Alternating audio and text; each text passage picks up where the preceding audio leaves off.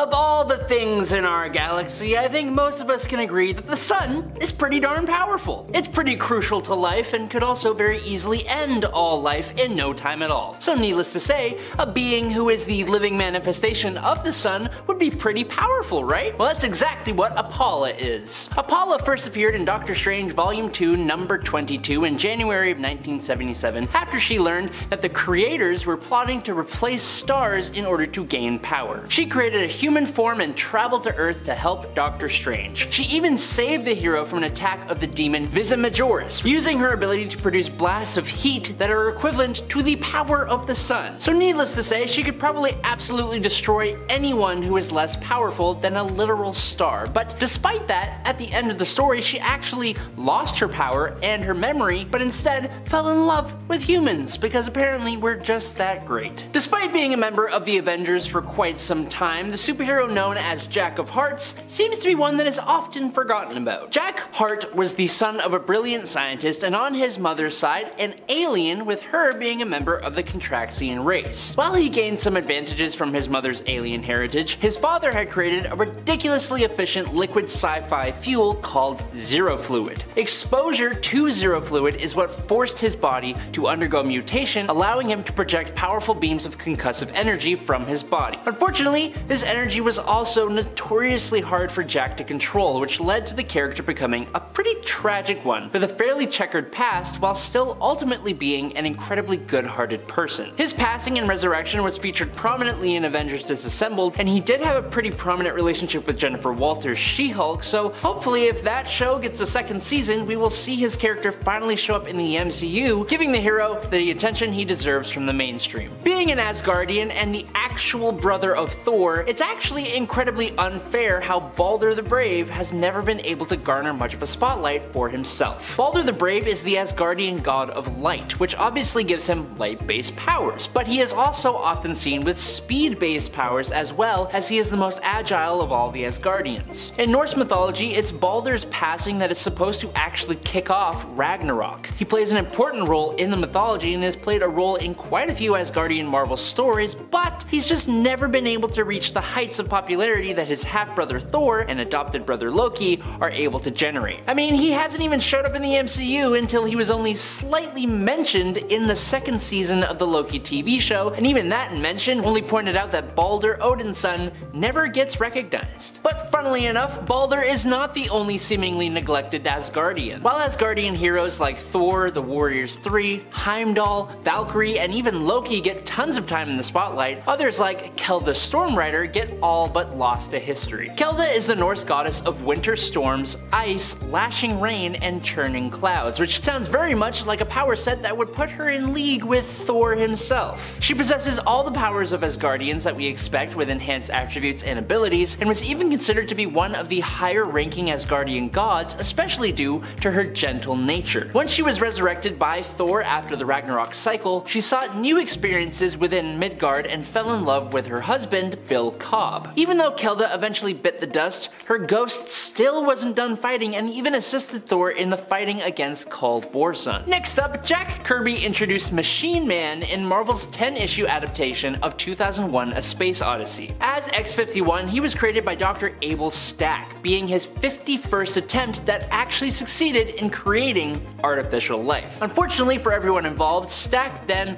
lost his own life in the process, leaving X-51 to wander the planet alone. It was later on that Marvel would introduce X-51 to the main Marvel universe as Machine Man. X-51, now assuming the identity of Aaron Stack, vowed to fulfill his creator's dream of human and robot coexistence. He became a fugitive from the military in a world fearful of machines. His encounters were honestly pretty dark sometimes too, with one of his first outings having him face off against an extremist, dismantling and reprogramming a malevolent computer, and navigating a society suspicious of artificial beings. Despite having many run-ins with the Avengers, even being a part of both the main team and the West Coast Avengers, the character just never really got that much mainstream traction. Griffin Gogol was just an ordinary plumber with a smoking habit, doing his ordinary job when an elderly psychologist couldn't afford to pay the plumbing bill. So instead, this psychologist offered to cure Griffin's smoking habit through hypnosis. The psychologist was actually an alien, and the hypnosis had the added benefit of unlocking Griffin's super superhuman abilities, which are basically just the same abilities as Superman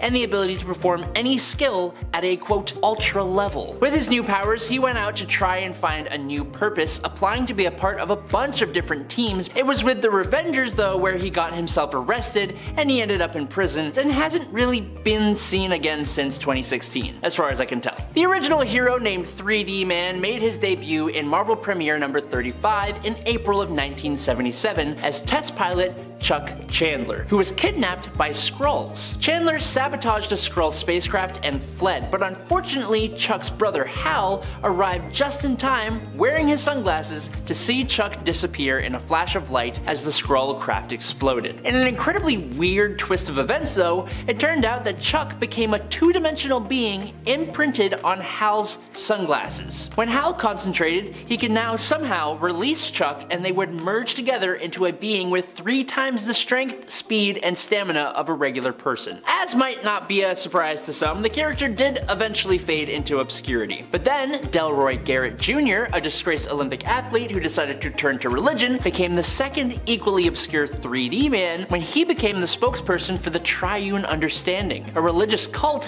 whose leader gave Delroy the powers of 3D Man. Miracle Man is a hero steeped in legal battles. Originally known as Marvel Man, this hero was created as a replacement for the original DC hero Captain Marvel, or Shazam, when publishers Len Miller & Sons, who held the rights to reprint Fawcett Publications' Captain Marvel stories in the UK, were denied the rights to the character by DC Comics. Eventually, Marvel Comics gained the right to the character with Neil Gaiman as a writer, and so Miracle Man was born. An orphan named Mike Moran became the Air Force's choice for the experimental Project Zarathustra. This project created a superhuman from alien DNA and, using a device, implanted it into Mike's own consciousness. Now, whenever Mike says the word Kimota, he becomes Miracle Man, gaining superhuman strength, speed, stamina, and longevity, as well as flight, invulnerability, energy manipulation, telepathy, telekinesis, and the ability to just get better over time in powers, and apparently in his stories too.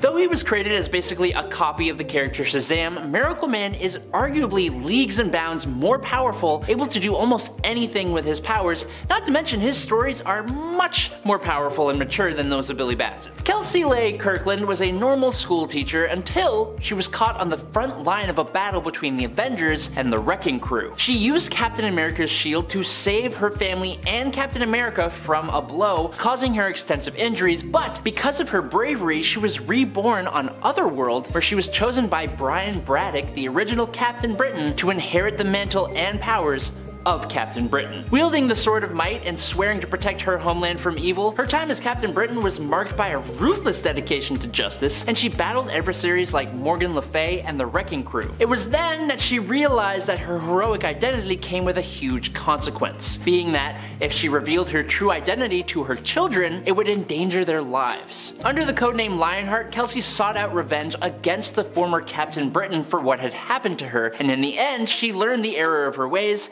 and let go of the mantle to be a mother to her children once again. The iconic Marvel sidekick Rick Jones is a staple of the Marvel Universe. He is most notably the close friend of Bruce Banner, and kind of the whole reason that Bruce even became the Hulk. Rick's biggest claim to fame is being the guy Bruce had to go and save from the Gamma explosion, which then gave Bruce his smashing persona. But the thing that people don't really know is that Rick got his own Hulk-like persona, and he named himself A-Bomb. After being exposed to a weapon powered by gamma radiation designed for use against the Hulk, Jones was mutated by intelligentsia into hulking out into a form similar to the Abomination. Jones's skin takes on a scaly sort of appearance, his eyes change color, and his hair just disappears. He gains an extra 4 feet and 1,800 pounds, and now, as a Hulk, Rick actually sets himself apart not just in his appearance, but even with gaining an extra power to camouflage himself at will, blending into the background. He was actually pretty important to a few stories, but eventually found himself cured of radiation by Doc Green, which took away his hulking out ability. White Rabbit is Lorena Dodson, and while she might kinda seem like a joke villain, we've seen some pretty dark storylines featuring her in the past few years. White Rabbit is often out to prove that she's one of the baddest bads around and earn acclaim and recognition for her misdeeds. In In the Absolute Carnage one-shot, Symbiote Spider-Man, we get to see White Rabbit featured in a much darker tale, when she runs into a judge who at one point came into contact with the Venom symbiote. In the flashback, we find out she ends up getting on his bad side, and in order to get back at him for what she believes was an unfair trial, she comes after him and his son, confronting them with a gun. It turns out the weapon is a joke gun, which actually shoots out just a little flag that says bang, but the shock of the whole event actually triggers a heart attack in the judge's son, Dan, who dies as a result. White Rabbit is arrested, but escapes at her trial, being busted out by a large mech-like rabbit, very White Rabbit style. She torments the judge as she leaves, who attempts to break into the courtroom to kill her, but accidentally shoots an innocent court stenographer instead. Lorena might have shown remorse here, but instead she actually felt absolved of guilt by the judge's act, showing just how twisted and cold she can be, something that we don't always see a side of her, and I honestly feel like she can be pretty scary at times because of that. These are the kinds of stories I would love to see more of with White Rabbit. What do you think of White Rabbit? Would you like to see more just like intense stories with villains? I feel like we just sometimes don't get enough of those. I mean, sometimes we get too many. Once again, Joker, I'm looking at you. Amazo is no ordinary android. He possesses technology that allows him to replicate the abilities and powers of the superheroes that he battles. This gives him a significant advantage in combat, making him an opponent to be reckoned with, and that's not all. Amazo can even duplicate his opponent's weapons, making him an even more challenging adversary. This is a villain who can take on not just the powers of the Justice League, but who can also grapple, lasso, and fly majestically with a cape, I imagine, if he so chooses, with the best of them. The Flash, Aquaman, Martian Manhunter, Wonder Woman, and Green Lantern make up the roster that Amazo initially faced, and as such these are usually the power sets that he possesses by default. But in general, Amazo is pretty amazing. Yeah, they don't do a lot with him, I feel like. This next one is honestly just so ridiculous. We're talking about Swarm, a ridiculous villain, but that doesn't mean that I of course don't want more of him in the comics. After all, he is ridiculous, and if you know me, if you've watched any videos that I have hosted, you know that I love ridiculous. Who is Swarm? He's a German World War II scientist who is made up of bees. Killer bees. He escaped after the war and had enough loot in his possession to basically fund his research on killer bees. What he likes to do, mad science stuff. That research led him to becoming devoured by a swarm of initially passive bees who were turned monstrous and then became basically uncontrollable, trying to control them, and it backfired. However, his consciousness ended up merging with the bees as he was devoured, allowing him to basically live on in the swarm, which he often manipulates into a humanoid shape. Also, I gotta say, I was so excited when I was playing Marvel Strike Force when I got Swarm in my game. We're not sponsored, but I wish we were. Marvel Strike Force, hit us up, come on. This next villain is very obscure. We're talking about Baron Bug. Yeah, we got another bug villain for you if you like bug villains. I know I do. Baron Bug and his insect army. He first appeared in House of Mystery issue number 163 back in the 1960s. Here he was introduced as the wildest villain yet on the cover, and ended up going up against hero Robbie Reed, the original owner of the H-Dial for those that didn't know. Despite the claim that he was the wildest villain, this wasn't enough to keep Baron Bug going in terms of his momentum, and he quickly fell into obscurity. He did resurface many years later in the 2000s in the 52 series and Doom Patrol, but still most people don't even know who he is, never mind the fact that he was once labeled as the wildest villain in all of DC Comics. A bold claim indeed. One of my favorite new villains from Spider-Man, this one actually comes to us from a not as well known Spider-Man title, or at least I don't think as many people know about it, Spine-Tingling Spider-Man. Now we're not talking about the physical comic series, which also is really great, but instead the digital-only Infinity comic. If you aren't familiar with the Infinity comics, they are nice, light, short reads that are laid out more like kind of like a webtoon, where you like scroll down vertically through them to the end. I personally love this format, it's so cool, and there's just so much alternate and interesting stuff that creatives can do with storytelling in this format. The Infinity comics are also only available through Marvel Unlimited, so if you want to check them out, get Marvel Unlimited and you can check them all out. Honestly, Marvel Unlimited is also great. Once again, not sponsored, but I wish we were, we should be, Marvel. In the Infinity comic by Saladin Ahmed, the villain in this story haunts Spider-Man with nightmares, keeping him awake and exhausted. Honestly, my biggest fear, I constantly feel like I'm overworking myself and I do not get enough sleep due to having some mild insomnia, I'd say, and I have a fear of dying from exhaustion as a result. Although, I hope I'm a long way away from that and I'm not that exhausted. In the end, we learn that this villain is known simply as the Sleep Stealer. Honestly, like I said, so scary. And they also have a haunting song, which you can find on Marvel's website that accompanies them as well, being played throughout the comic. I think it's also on YouTube too. Yeah, you should listen to it. It's creepy. Woo. From super creepy to super goofy, Calendar Man to most people is just a guy who is obsessed with the date. What a ridiculous villain. But in reality, he's also one of the most accomplished villains. During his first appearance, he almost managed to defeat Batman, one of the greatest and smartest detectives in the entire world, by giving him an almost unsolvable problem. That's right, he almost stumped Batman. Calendar Man sent an anonymous letter promising to commit 5 crimes, one each day, each one corresponding to a particular season in theme, with the 5th day also being a clue as to the true identity of Calendar Man with the 5th season. What is the 5th season? Batman failed to capture Calendar Man on the first 4 days, often arriving late to the scene of the crime. On the 5th day, it was only an ad for Calendar Man's side hustle as a magician, as he was playing for a suspicious amount of time coinciding with the crimes, 5 days at the Bijou Theater in Gotham, that allowed Batman to connect the dots.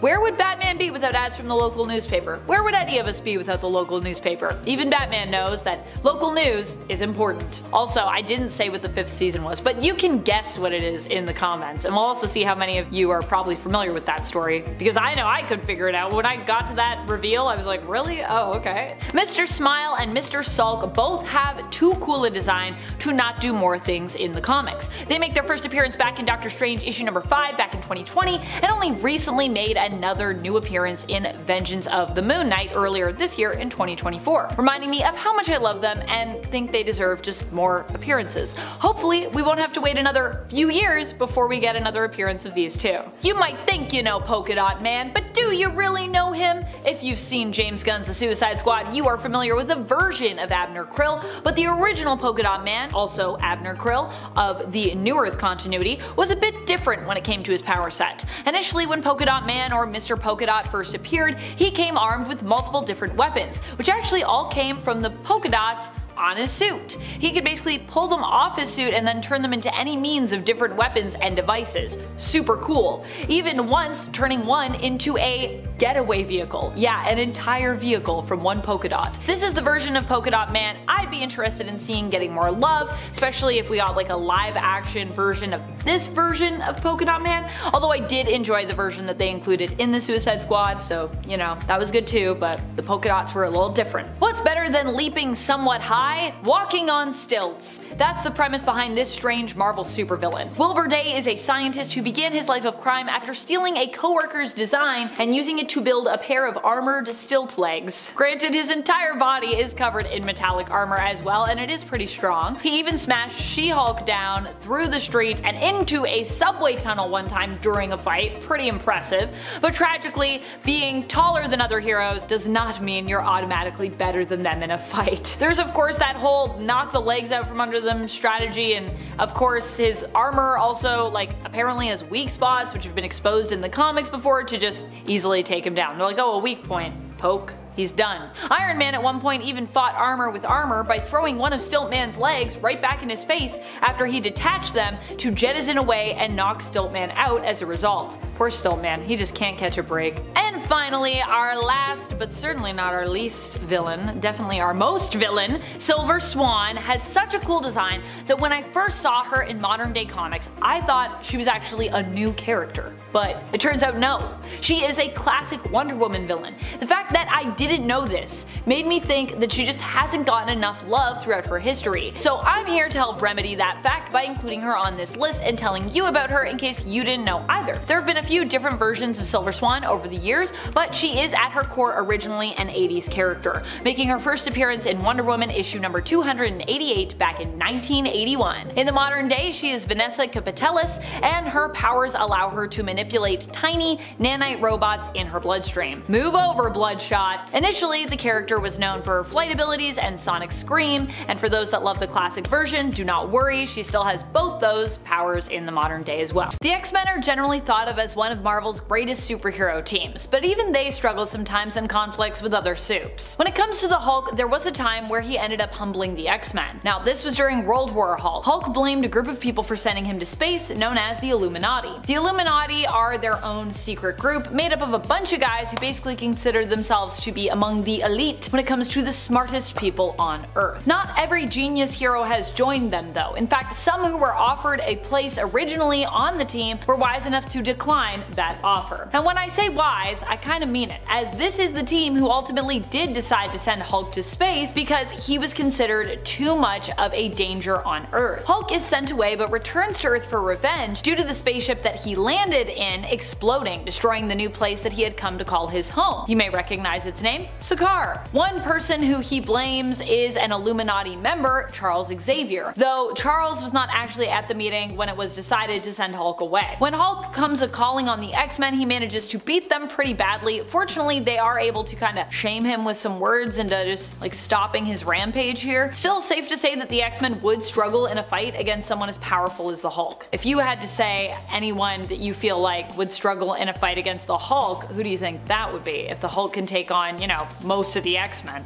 Pretty impressive. Spider-Man is a hero who ended up besting the X-Men when two of them were possessed by the Phoenix Force. Yep, you heard that right, the Phoenix Force. How did he do it? Well, actually not with his fists, but with his wits. Spider-Man was actually just squaring off with them to give the Avengers some time to retreat, but he managed to do one better after he manipulated Magic and Colossus, sister and brother, into turning on one another. Tony at least has tried to humble the X-Men. Now, he wasn't as successful as some others that are on our list, but he did try to do so by comparing kind of hands with them. Not a great move on his part, to be honest. This all went down during the first Civil War when he had a chat with Emma Frost, one of his ex-flames to be honest. He attempted to compare the Avengers to the X-Men, saying that they also had to deal with prejudice too. However, while he did attempt to humble Emma into backing down, this ultimately backfired, causing her to remind him of just how much hate and prejudice mutants had to deal with, including, you know, things like the catastrophic events that happened on Genosha. Don't think the Avengers have ever had that level of hate thrown against them, you know what I mean? While the covers for the Fantastic Four versus the X-Men comic from the 80s would leave you believing that the FF were the ones who were very much bested here, in the end they were actually the ones who kinda got the last laugh, with the little Franklin Richards joining forces with Lockheed and actually flying in and pretty much shaming everyone in the end with the state of Kitty Pryde, who was actually not doing so well at this time, and I believe it's kind of at the center of this conflict. I just love Franklin flying in and basically being like, are you guys really fighting right now? Like,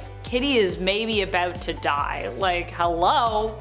Just a little, of course a little kid would just come in and be like, hey, everyone, let's just chill out. In this turn of events, Cyclops played right into Wade Wilson's hands. This was when Deadpool was given temporary membership to the X-Men. It turns out though that they had basically only offered Deadpool a place on the team, a temporary place on the team, because they wanted to keep a close eye on him, because yeah, they didn't trust him. While hurt by this revelation, Deadpool still did his best to play his part as an X-Men, regardless of whether or not his membership was considered to be real, by helping the mutants out. He even took the fall for them to help save their public image, and then in the end antagonized Psyche so that he'd fight an unmasked Deadpool while Wade was wearing his own unofficial X-Men costume. Once again to help them with PR. In the end, while he didn't want to, Cyclops was forced to admit that indeed, Deadpool did have moves. The Inhumans gave the mutants a run for their money sort of accidentally during IVX, Inhumans vs X-Men. During this event, the Inhumans didn't really intend to hurt the X-Men, it was more of just a thing that like kinda happened here. This happened when the Inhumans' Terrigen clouds were released into Earth's atmosphere. They didn't know at the time, but it turned out that the Terrigen mists were actually really poisonous to mutants, even fatal. Cyclops early on actually died as a result of exposure, but Emma Frost, seeking to get revenge on the Inhumans, decided to make it seem as though Black Bolt had actually killed Cyclops during what could have ended up being peace talks had Emma not, you know, been manipulating this whole scenario. Instead, communication broke down and it ended up being an all-out war between the two sides, although eventually the mutants would realize that Emma had basically manipulated them into fighting this war against the Inhumans, and the X-Men and Inhumans would ultimately kind of team up to take down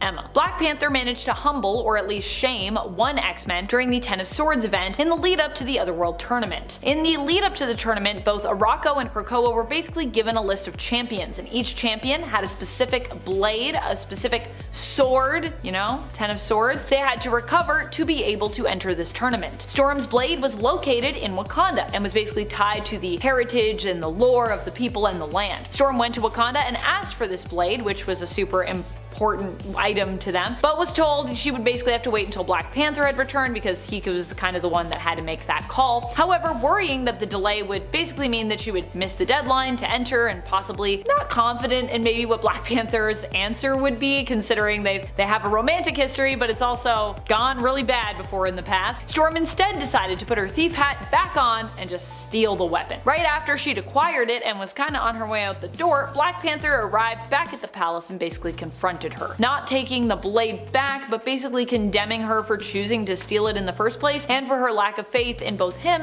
and in Wakanda. I love how the X-Men are constantly working to humble each other, like when Emma Frost decided to call Professor X out for how he treated and kind of manipulated Scott Summers over the years. She put a plant sort of in his mind and managed in essence to take control of his psyche to kind of torment him, but also to make him see why Scott basically didn't need him anymore, and how he'd actually done a lot of harm to Cyclops over the years. This all went down in X-Men Legacy issue number 216, and also stood to show just how powerful of a telepath Emma Frost truly is. During Executioner's Song, a whole X-Men team ended up being taken out by, get this, Wolverine. See what I'm saying? X-Men fighting X-Men. What's going on? Granted, it wasn't the X-Men team, but it was an X-Men adjacent team, so I think we can count it. After taking out Shatterstar, the X-Force team would also be tracked down by Wolverine and taken out primarily by him and by Psylocke, forced to surrender to the Blue X-Men and X-Factor teams respectively, and they were backed into a corner fairly easily, honestly, with Wolverine choosing to hunt them down and citing it as one of the things he is best known for, which honestly, true. Although I imagine X-Force, like the other teams here, also felt pretty conflicted about fighting against their friends. So this, combined with Wolverine's ruthlessness,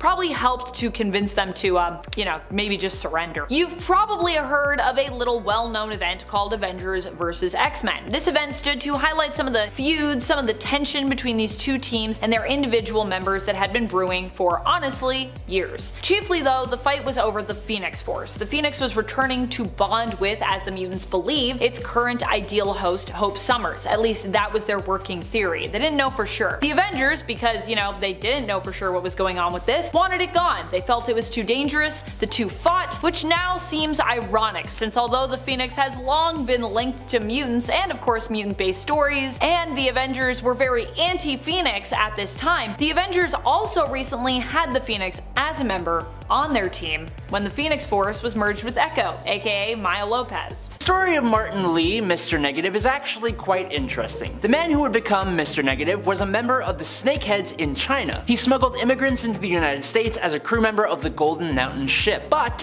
when the ship crashed onto the New York City shores, he stole the identity of one of the deceased immigrants named Martin Lee, but was unfortunately captured by the Maggia crime family and delivered to the chemist Simon Marshall, who was developing a new synthetic substance called D-Light, and was testing it on runaway teens and illegal immigrants. Thanks to D-Light and his unique biology, Martin Lee survived and developed superpowers related to the Dark Force and the Light Force, and he became Mr. Negative, dedicating himself to becoming Chinatown's kingpin of crime. He can take control of other minds and empower others and objects with Dark Force energy. He has the strength to send Spider-Man flying through 2 whole buildings. He can tank blows from Spider-Man and Anti-Venom, and is fast enough to dodge bullets. Whisper Adair is a villain that I actually had never heard of before. She's been around since 2000, and as a street-level villain, mainly to Batman, but to other heroes as well from time to time, she's actually quite unique. Originally having ties to the League of Shadows, Whisper was given a serum by Ra's al Ghul that not only made her immortal, but gave her the terrifying ability to turn into a literal snake lady that can spit acid. If that weren't enough though, she even gained minor mind control abilities, and the serum even gave her the power to create a small group of men who also have the ability to shapeshift into different animals. powers. While she is tied to both the League of Shadows and Intergang, her loyalty is mainly to herself, and she has become infamous in the Gotham underworld. Steel Serpent is basically the nemesis of Iron Fist,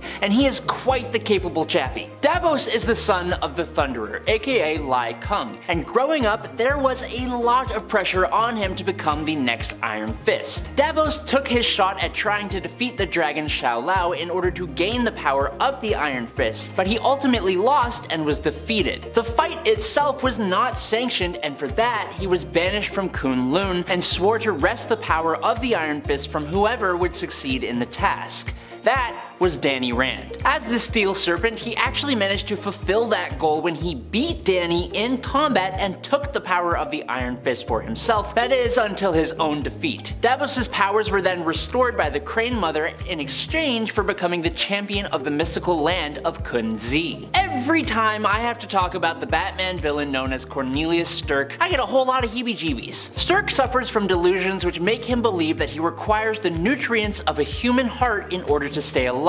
But not just any heart. Specifically, Cornelius believes that the heart is the most nutritious when it is full of norepinephrine, a natural hormone that secretes when a person is terrified, as well as adrenaline. So he uses his unexplained psionic abilities to mentally make people perceive him as someone else, which, other than allowing him to break out of Arkham Asylum the first time, also allows him to get close to his victims and then completely terrify them in the most insane ways possible before he quickly ends their lives and partakes in a nice old hearty meal. Cornelius is incredibly effective, and he's been able to both evade Batman and even make the Dark Knight go unconscious. Carlos Lemuerto, a crime lord in South America and parts of Europe, first ever appeared as the villain Black Tarantula in Amazing Spider-Man number 419, and not too long after that, he gave Spider-Man one of the most absolutely brutal beatdowns I have ever seen the wall crawler suffer. The title of Black Tarantula is a legacy title that is handed down generation to generation, with the heir to the title being taken from an early age to begin a life of intense training. Now, I personally couldn't find how Carlos gained superhuman abilities, but he certainly has them, and used them when he beat up Spider-Man. The Black Tarantula has superhuman agility and strength, able to optimally press over 30 tons. He can exert himself at peak for 24 hours, he's nearly bulletproof, his speed is faster than Spider-Man's, he has absurdly powerful eyesight, he has the ability to heal both himself and others from near fatal injuries, and if that all weren't enough, he even has optic blasts. He has acted in some heroic capacities from time to time, which the heroes need to thank their lucky stars for, because he can steamroll a heck of a lot of people. DC's Deathstroke is one of a few villains on this list that really toes the line of being a mere street level villain. With physical abilities 10 times that of a normal human being, and the ability to use 90% of his brain, Deathstroke is a guy that has proven himself more than enough times. He has fought multiple different members of the Justice League, and even when his natural abilities have not been enough, he has found numerous ways to power himself up enough to get the job done, even being able to fight on par with Superman. He has taken down the Atom, Impulse, Batman, Kid Flash, the Phantom Lady, Uncle Sam, and obviously the Teen Titans. During Identity Crisis, he nearly took down the entire Justice League, taking down each member with methods tailored to each of their strengths and weaknesses before they rallied. But even with all of that, being a mercenary first and foremost, Deathstroke started as and often finds himself working on a street level capacity more often than anything else. Okay, so if you know who the mutant known as Legion is, the one who has hundreds of different alternate personalities that all have different mutant powers, well, Mary Walker is sort of like that. Only for Mary, she has only a handful of alternate personalities, and they just allow her to access the powers that as just Mary, she can't access. Those powers include limited amounts of pyrokinesis, telekinesis to move small objects, grabbing her dropped weapons, or even turning objects into armor, and telepathy, usually used to manipulate others, cause distractions, or influence people to do things without thinking, like grabbing their weapons. Her Mary persona is actually a pretty timid and quiet person, but her other main persona is Typhoid, who is more adventurous, lustful, and violent. She later adopted a few other personas like Bloody Mary, who was sadistic and brutal, and pretty much hated all men, and Zero, who was a cold, calculated, and militaristic person. Of all the characters on this list, I think Poison Ivy is by far not only the most powerful, but also the one who has the least amount of business being just a street level villain. Dr. Pamela Isley was was a brilliant botanist who knew everything there is to know about plant life. She managed to work her way up to a position researching plants at Wayne Enterprises, but was fired after suggesting using plant-based chemicals to develop brainwashing substances. As she was being escorted out by security, she spilled chemicals all over herself from her newest assignment and gained a connection to the green, an elemental force that connects all plant life. As a Batman villain, Ivy's goals aren't as simple as robbing banks and running gangs. She fights for the environment, using her connection over all plant life to really cause big problems, as her control over plant life can reach a global scale, and she's even put the Man of Steel under her control using her powerful toxins. Poison Ivy is basically a god in Batman street-level villain clothing. Brock Rumlow was a gang member and criminal in New York City from a young age. As an adult, he honed his criminal talents under the tutelage of Taskmaster and became a mercenary and assassin, eventually gaining the attention and approval of the Red Skull. Rumlow's physical abilities have been enhanced to the peak of human ability, rivaling Captain America himself. He is highly skilled in combat, and he at one point also gained the ability to fire energy blasts capable of vaporizing multiple dudes from his head thanks to the Terrigen Mists, but this was only temporary. A lot of his feats have been against Captain America, who he physically matches, but he has physically manhandled quite a lot of people and has taken the lives of many others with his bare hands. He has tanked some incredibly heavy hits and is often underappreciated for just how much damage he can both take out and dish out. Basically, if Captain America can do it, there's a good chance that Crossbones can do it too, which makes him pretty darn capable. And lastly, maybe more powerful than you think is a bit of a lie for this point, because when it comes to the Batman villain Bane, he is widely known to be wildly powerful, especially as he is the one infamous for breaking the bat. Other than breaking the bat, Bane is largely known for his incredible levels of strength, which is even impressive before he uses his venom, being much stronger than Batman himself. After being pumped full of venom though, he gains a low superhuman level of strength, becoming capable of lifting up to 3 tons, as well as becoming superhumanly durable, fast, and even gaining a level of superhuman healing. But his strength is only one half of the equation, because what some people forget is that Bane also has a genius level intellect without ever actually going to school. He is a polymath, expert tactician, escapologist, multilingual, and even has a photographic memory. You couple all of that with his martial skill, and it's easy to see why Bane has become one of the Dark Knight's most feared adversaries. What makes a detective great? Their deductive reasoning, their ability to access any place or person, their overall intelligence? Or is it their ability to turn on detective mode at any time? Detective Chimp has to be hands down one of the most powerful detectives around. What makes him so great? Probably his intellect. Detective Chimp is Bobo T chimpanzee, and while you might be thinking it's wild that I included a chimpanzee on my list, this isn't just any chimpanzee. Also, this is comics, and for a while there, monkeys and apes sold big time. So primates are a weirdly large part of our comic book history overall, Bobo included. Bobo was given the abilities to understand and communicate with all animals in addition to super genius intelligence and, I believe, eternal youth by the Fountain of Youth. That's right, the Fountain of Youth. So while he doesn't have super strength or the ability to fly around, Detective Chimp is still considered to have superpowers of a kind, and he often uses those powers, his smarts, to solve some of the most challenging detective cases. Oh yeah, and he's even dabbled in the realm of the mystic as well. Next up, it seems like Luke Cage has a thing for amazing lady detectives because he dates Misty but also later ends up married to Jessica Jones, who has also become known for her sleuthing abilities in the comics. If you don't know Jessica Jones, she initially started out as a superhero going by the name of Jewel. She had the superpower of super strength and she can also fly, but eventually she fell under the influence of Purple Man and was only freed from her brainwashing when she was forced to fight against the Avengers.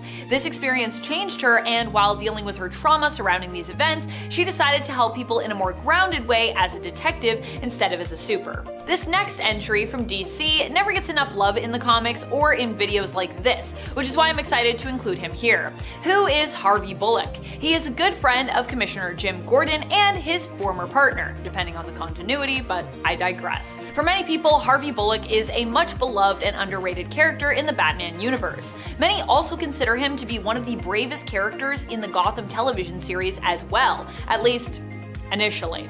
In that show, he ends up being a straight and narrow cop who, I believe, turns out to be corrupted. But in the comics, he was a cop who wanted to go straight and narrow, but saw the system was broken and ended up acting corrupt, only to team up with Jim Gordon, his partner, later on to redeem the system. Because he didn't like that it was corrupt, he just didn't know any way to fix it.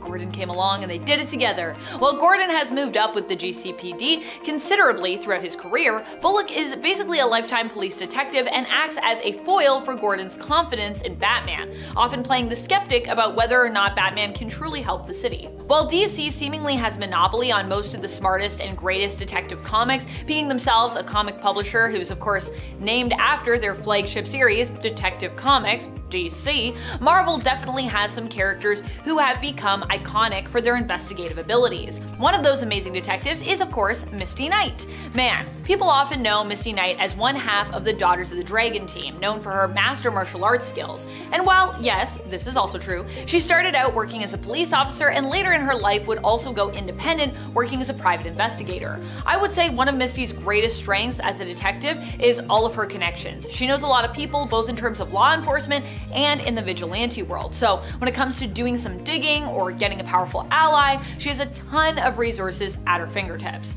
I mean, she even has X-Men connections thanks to her being Jean Grey's roommate at one point, so she just knows everyone. As with many of the greatest detectives in DC Comics, this next hero to be included on our list has been compared to Batman in the past, in terms of his own level of deductive reasoning. We're talking here about Elongated Man. Elongated Man is Ralph Dibny, and his wife Sue also often worked alongside him to solve mysteries the world over. Even when they both died, this didn't even stop them, with Ralph becoming a ghost detective alongside his wife. Short-lived period, but something I would have loved to see like a whole series of. Just them solving mysteries, solving cases as ghost detectives together. So cute. One of the greatest detectives in a potential future is Green Lantern Joe Moline. Sojourner also happens to be my favorite Green Lantern thanks to the series Far Sector, and anytime I have an opportunity, of course, to include her on a list, you know I'm gonna do it because that's how much I love her. Hence this entry. But she's here of course for a reason, like I said.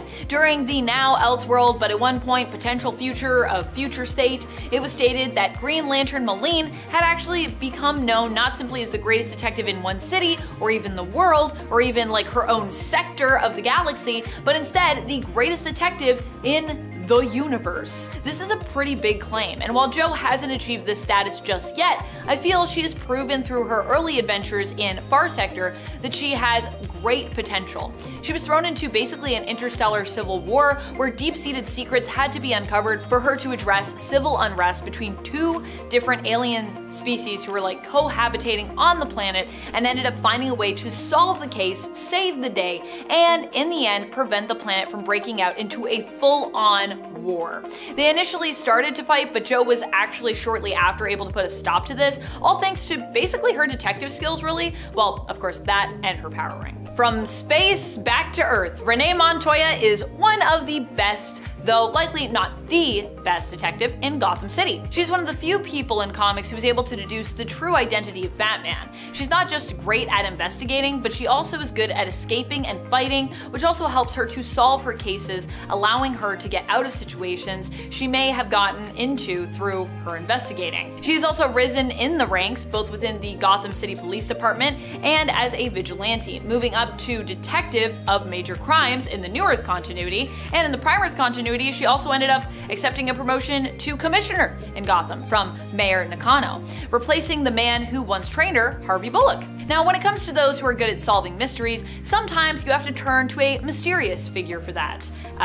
A figure who sometimes you need mystery to solve a mystery, you know what I mean? Which is where the question comes in. Who is he? That was initially a big part of his mystery as a character, and in the modern day, still is. However, the most well-known version of this character is probably Vic Sage. If you thought Renee Montoya was a great detective, this is actually the person who also helped to train her. Renee worked with the question for a while before eventually taking up the mantle herself in Sage's place. While Renee worked as a detective for the GCPD as a civilian, Sage in his civilian life was a journalist, which lends well also to his skill set. He is said to be the second greatest detective in the world, but for me I would say it's a tie between him and Detective Chimp.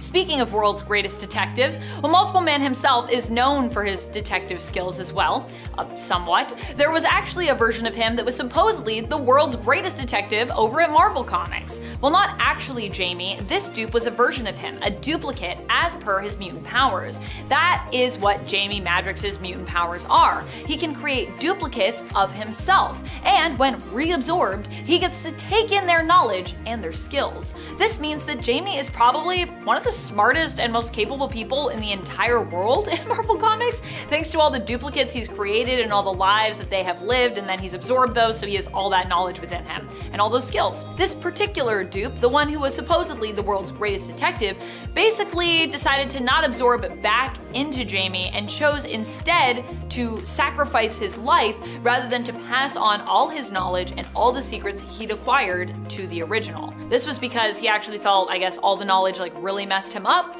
and I don't think he wanted to burden Jamie with it, but also I think he thought the fact that Jamie creates duplicates to send them out into the world to live all this stuff, and then sometimes it's terrible, is pretty awful in and of itself, which kinda true. Batman is hands down one of the best detectives we have in comic book history. Like overall, like we're not just talking DC, we're not just talking Marvel, I'm talking all of comics. He is known as the world's greatest detective at DC Comics. That being said, he's had some stiff competition over the years, but when it comes to the most iconic and often most capable detective we have in the comics, Batman still, I would say, has to take the top spot. I mean, Batman made his first appearance in Detective Comics. When we think of comics and detectives, he is the person we think of first. And it isn't even like this is just a title for him. Batman has also earned his rep as one of the greatest detectives of all time. He's trained with some of the best in the world, and he has proven time and time again to be unstoppable thanks to his observation skills, allowing him to be multiple steps ahead of his enemies, even when they think, wrongfully, that they've pulled the wool over his eyes. Spoiler alert, if you think you've done that, you probably haven't. The West Coast Avengers get all the weird villains. Cactus is a great example. He is a cactus and he's funny. Literally the first time he's seen in West Coast Avengers 17, Wonder Man laughs at him because he's a cactus. Cactus was created by the Dominius computer from a desert cactus. The computer gave the cactus human-like mobility and intelligence. This cactus is the original, but there are hundreds of duplicates out there apparently. Cactus's powers are shooting his cactus needles at a destructive speed and regenerating quickly, as he is technically a super powered plant. There were two other villains created from desert elements alongside Cactus. They were Butt, made of rock, and Gilla, made from the venomous lizard called the Gilla Monster. A super cactus, while funny and cool, didn't stand much of a chance against the West Coast Avengers and was defeated, but maybe we'll see a clone of him somewhere soon. Live action Two Gun Kid or Rawhide Kid can fight it. The leader of the group of desert misfits Cactus was in was Sunstroke. He was a human, however we don't really know how he got his powers. The villain just says he created himself, whatever that means. All he says to explain is that a man's sense of strategy was melded with the power of the Day Star. Merging with this power made him capable of absorbing light and heat. He can also generate light and heat to attack with. He did threaten to melt the armor off Iron Man's back. He fought the Avengers in the desert that day and disappeared shortly after that battle was ultimately lost. He resurfaced to attend a weapons expo and briefly fought Captain America.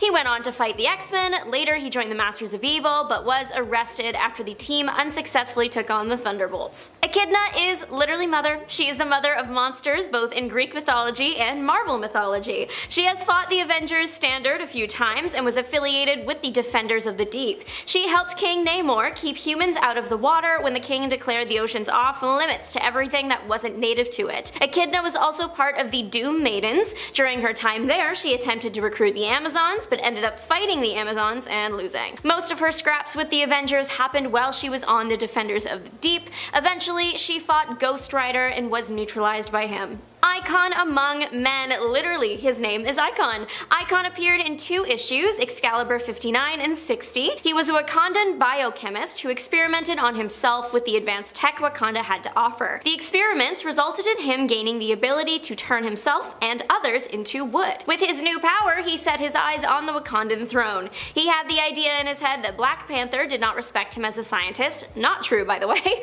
One night during a Wakandan celebration, Icon shows up and starts turning turn people to wood. Luckily, the Avengers are in attendance, something Icon did not plan for. He does have an ace up his sleeve though. When someone is turned to wood, they are then under Icon's control. Black Panther wouldn't let the Avengers attack the wooden army as they are still technically his subjects, but worry not, out of literally nowhere comes this guy called Jungle Man to distract Icon. Jungle Man gives the Avengers their moment to start the fight, but Icon surrenders very quickly. The reason is because his whole plan rested on taking the throne quickly through fear, because the turning to wood thing only lasts an hour. The change back makes him pass out and he's carried away by Black Panther. Grotesque is hard to kill, for real. He first fought against the X-Men and was the guy that everyone thought eliminated Professor X, but he didn't because it was Changeling, but the energy blast Grotesque took then didn't kill him, and he went on to become a menace to Miss Marvel next. She also hit him with something that should have ended him. He again survived and fought the Avengers. In this particular battle, he was part of a group of subterranean beings that were initially fleeing their home underground because it was being attacked by deviants. Grotesque was a villain at heart though, and later, after that battle, kidnapped Thor's human host, Donald Blake, holding him hostage while Grotesque's lava men brought the living rock to the surface. The idea was that the living rock would then blow up a lot of the surface world. Thor made sure that didn't happen and broke the rock before it could come up. All the energy from the rock supposedly destroyed Grotesque. But he lived. He really is that one Emma Roberts surprise but you thought you'd seen the last of me meme. Turns out the energy just destroyed his body, not his spirit, so that was still floating around. The lava men took that spirit and put it in impenetrable armor, and he went on to fight the X-Men again. Nightcrawler found the cheat code to defeat Spirit Armor Grotesque. He took off his helmet. That's it. That caused the spirit to dissipate. Is this the end for Grotesque? Who knows? He has come back so many times, I wouldn't be surprised if we see him again soon. Making a deal with the devil is a common occurrence in the Marvel Universe. Actor Jason Rowland joined the trend in Tower of Shadows 5 when he made a deal with a demon, acting success in exchange for his soul. The demon was revealed to be Satanish, created by Dormammu and one of the most powerful demons seen by Earth. Jason's side effect of the deal was he looked like a monster, so he stayed out of the spotlight for a few years. He also, in that time, took on the villain name Hangman. Eventually, he met the mercenary group Night Shift and took over the team for Satanish. Hangman convinced the team to give up their souls to him so he could have more fame and power. The only thing was, in the middle of all of this, his group caught the attention of the West Coast Avengers. The West Coast Avengers and Night Shift, while initially at odds, joined forces once the Night Shift realized their souls were in jeopardy. When the two teams defeated Hangman and his master, Hangman left to join another team of villains, the Lethal Legion. The Legion belonged to Satanish, and they again fought the West Coast Avengers and lost. The name Hangman didn't come out of nowhere. He carries around an enchanted rope. The rope can be as long as he wants it to be, and you can't cut it unless he wants you to. Literally, by force of will, Hangman can make the rope uncuttable. The rope is like an extension of Hangman as it responds telepathically to him. But if you hurt the rope, you won't hurt him. Necrodamus was born all shriveled up. His body was incredibly weak. The natural fix here is to turn to dark magic. That's the only thing you can do. Necro discovered that he can gain strength and even a godlike form if he steals the lives of innocent people. Classic move. The first time he tried it, he was defeated by the Defenders. The second time he tried it, he was stopped by the Avengers, specifically Scarlet Witch. She sent his soul straight to Limbo. Eventually, he did make it out of Limbo and fought the Fantastic Four, and then was sent back to Limbo. Eventually, the shriveled man was taken care of by Agatha Harkness when she created zombies to attack him. He did have quite the run though. Agatha, Fantastic Four, Defenders, and of course the Avengers. Even though Necro's physical body was weak, he still had some magical powers like flight, teleportation, energy bolts, and shields. There are actually 3 Marvel characters that have taken on the name Chlorine, and none of them are popular. Marvel keeps trying and it has yet to work. I think they are all villains too. For sure the Chlorine I'm talking about right now is a villain. The actual name of this maybe person was never revealed, but his body is made of chlorine, so he is Chlorine. I don't think this villain is human. He refers to humans as humans, and usually if you are a human you wouldn't make a point to do that. This particular version of the character has only been seen once, in Avengers Volume 1, Issue 188. In that single issue we meet the whole team of elements actually. There's 4 of them: chlorine, carbon, phosphorus, vanadium, and radium. They are referred to as the Elementals, but they are not affiliated with the ones in Spider-Man Far From Home at all. The Elementals catch the attention of the Avengers because they are messing with a nuclear reactor. They might have been humans that forgot they were humans. It's complicated. What we do know is that they take humans to this pod connected to the nuclear reactor to rearrange their atoms to make them the desired element. So maybe that's where they all came from. They are trying to create 100 more element people. That is their goal. My guess is they want the whole periodic table. They fail, and the Avengers eventually defeat them. Chlorine did make the team retreat at first though. Since his entire body is chlorine, he can release large quantities of chlorine gas, and that's very poisonous. He doesn't seem to have any other powers past that though. The Avengers defeat the Elementals by blowing up their reactor. The mixture of nuclear plasma and their charged atoms breaks down their atomic structures, which is their bodies. So it's presumed that they all, including chlorine, are done for. But according to the conservation of mass, nothing can be created or destroyed though.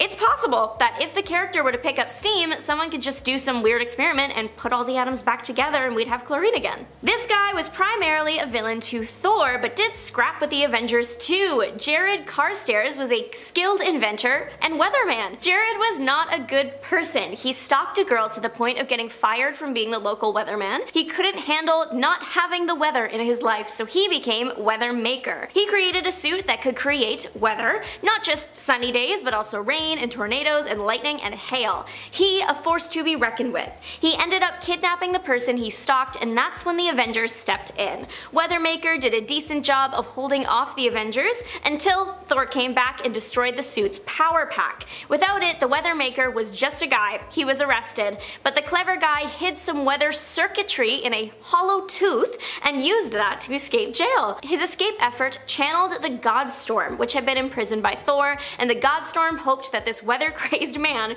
would be his vessel of vengeance against Thor. So the Weather Maker got actual powers from this Godstorm and became Torrent. He ransacked New York City until Thor returned to take him back to Asgard. The guy used so much power, he pretty much exhausted himself. This made it easy for Thor to bring Torrent to Odin and get depowered and sent back to Earth. All of this happened in the Thor Godstorm series from 2001. You know how some people believe that every celebrity is secretly a member of some like demonic group or something? Well, Marvel actually did explore that once. This villain's name is Defiler, and he fought the West Coast Avengers. The Defiler is a demon. His particular brand of demon does not reside in our dimension, but does need the life force of others to survive and maintain his powers and his dimension. So he decided to come and kidnap people on Earth. But he did it with style. He arrived to Earth as a rock star. His band was called Corruption of Innocence. Iconic all around, no notes here. It's such a clever idea because people love celebrities, they will follow them anywhere, so it really wasn't hard for the guy to get people to literally follow him anywhere.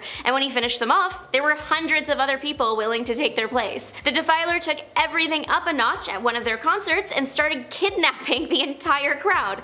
That's not even the wildest part of this issue. The whole thing is bonkers. To save all the people that have been transported through the portal to the demon dimension, Hank Pym and Mockingbird go to the dimension with a big rope tied around Pym. There are at least 100 people to save though, and all their life forces have been depleted, so they're all too weak to walk out. The solution? Hank Pym takes a fingerboard, those little tiny skateboards, and turns it into a huge skateboard so everyone can ride it out. The Defiler ultimately does get defeated when he is thrown back into his world. It's presumed that he is gone forever and died alongside his world. The world has nothing on it to feed anymore, so it is presumably gone. If you want to check out all the wacky antics, the comic is West Coast Avengers Volume 2, Issue 38. There are X-Men, the Justice League, the Avengers, the Titans, and then there's everybody else. Back in 2009, Mr. Fantastic of the Fantastic Four takes a little trip to the inhuman city of Atalan, searching for the Infinity Gems. The massive teleporting inhuman bulldog Lockjaw happens to stumble on the Mind Gem and is granted telepathy. Using this telepathy to read Mr. Fantastic's mind, he decides to use his other power to go and round up the other gems. Along the way, Lockjaw runs into Hairball the cat belonging to Speedball, the dragon Lockheed, the companion of Kitty Pryde, Red Wing, Falcon's pet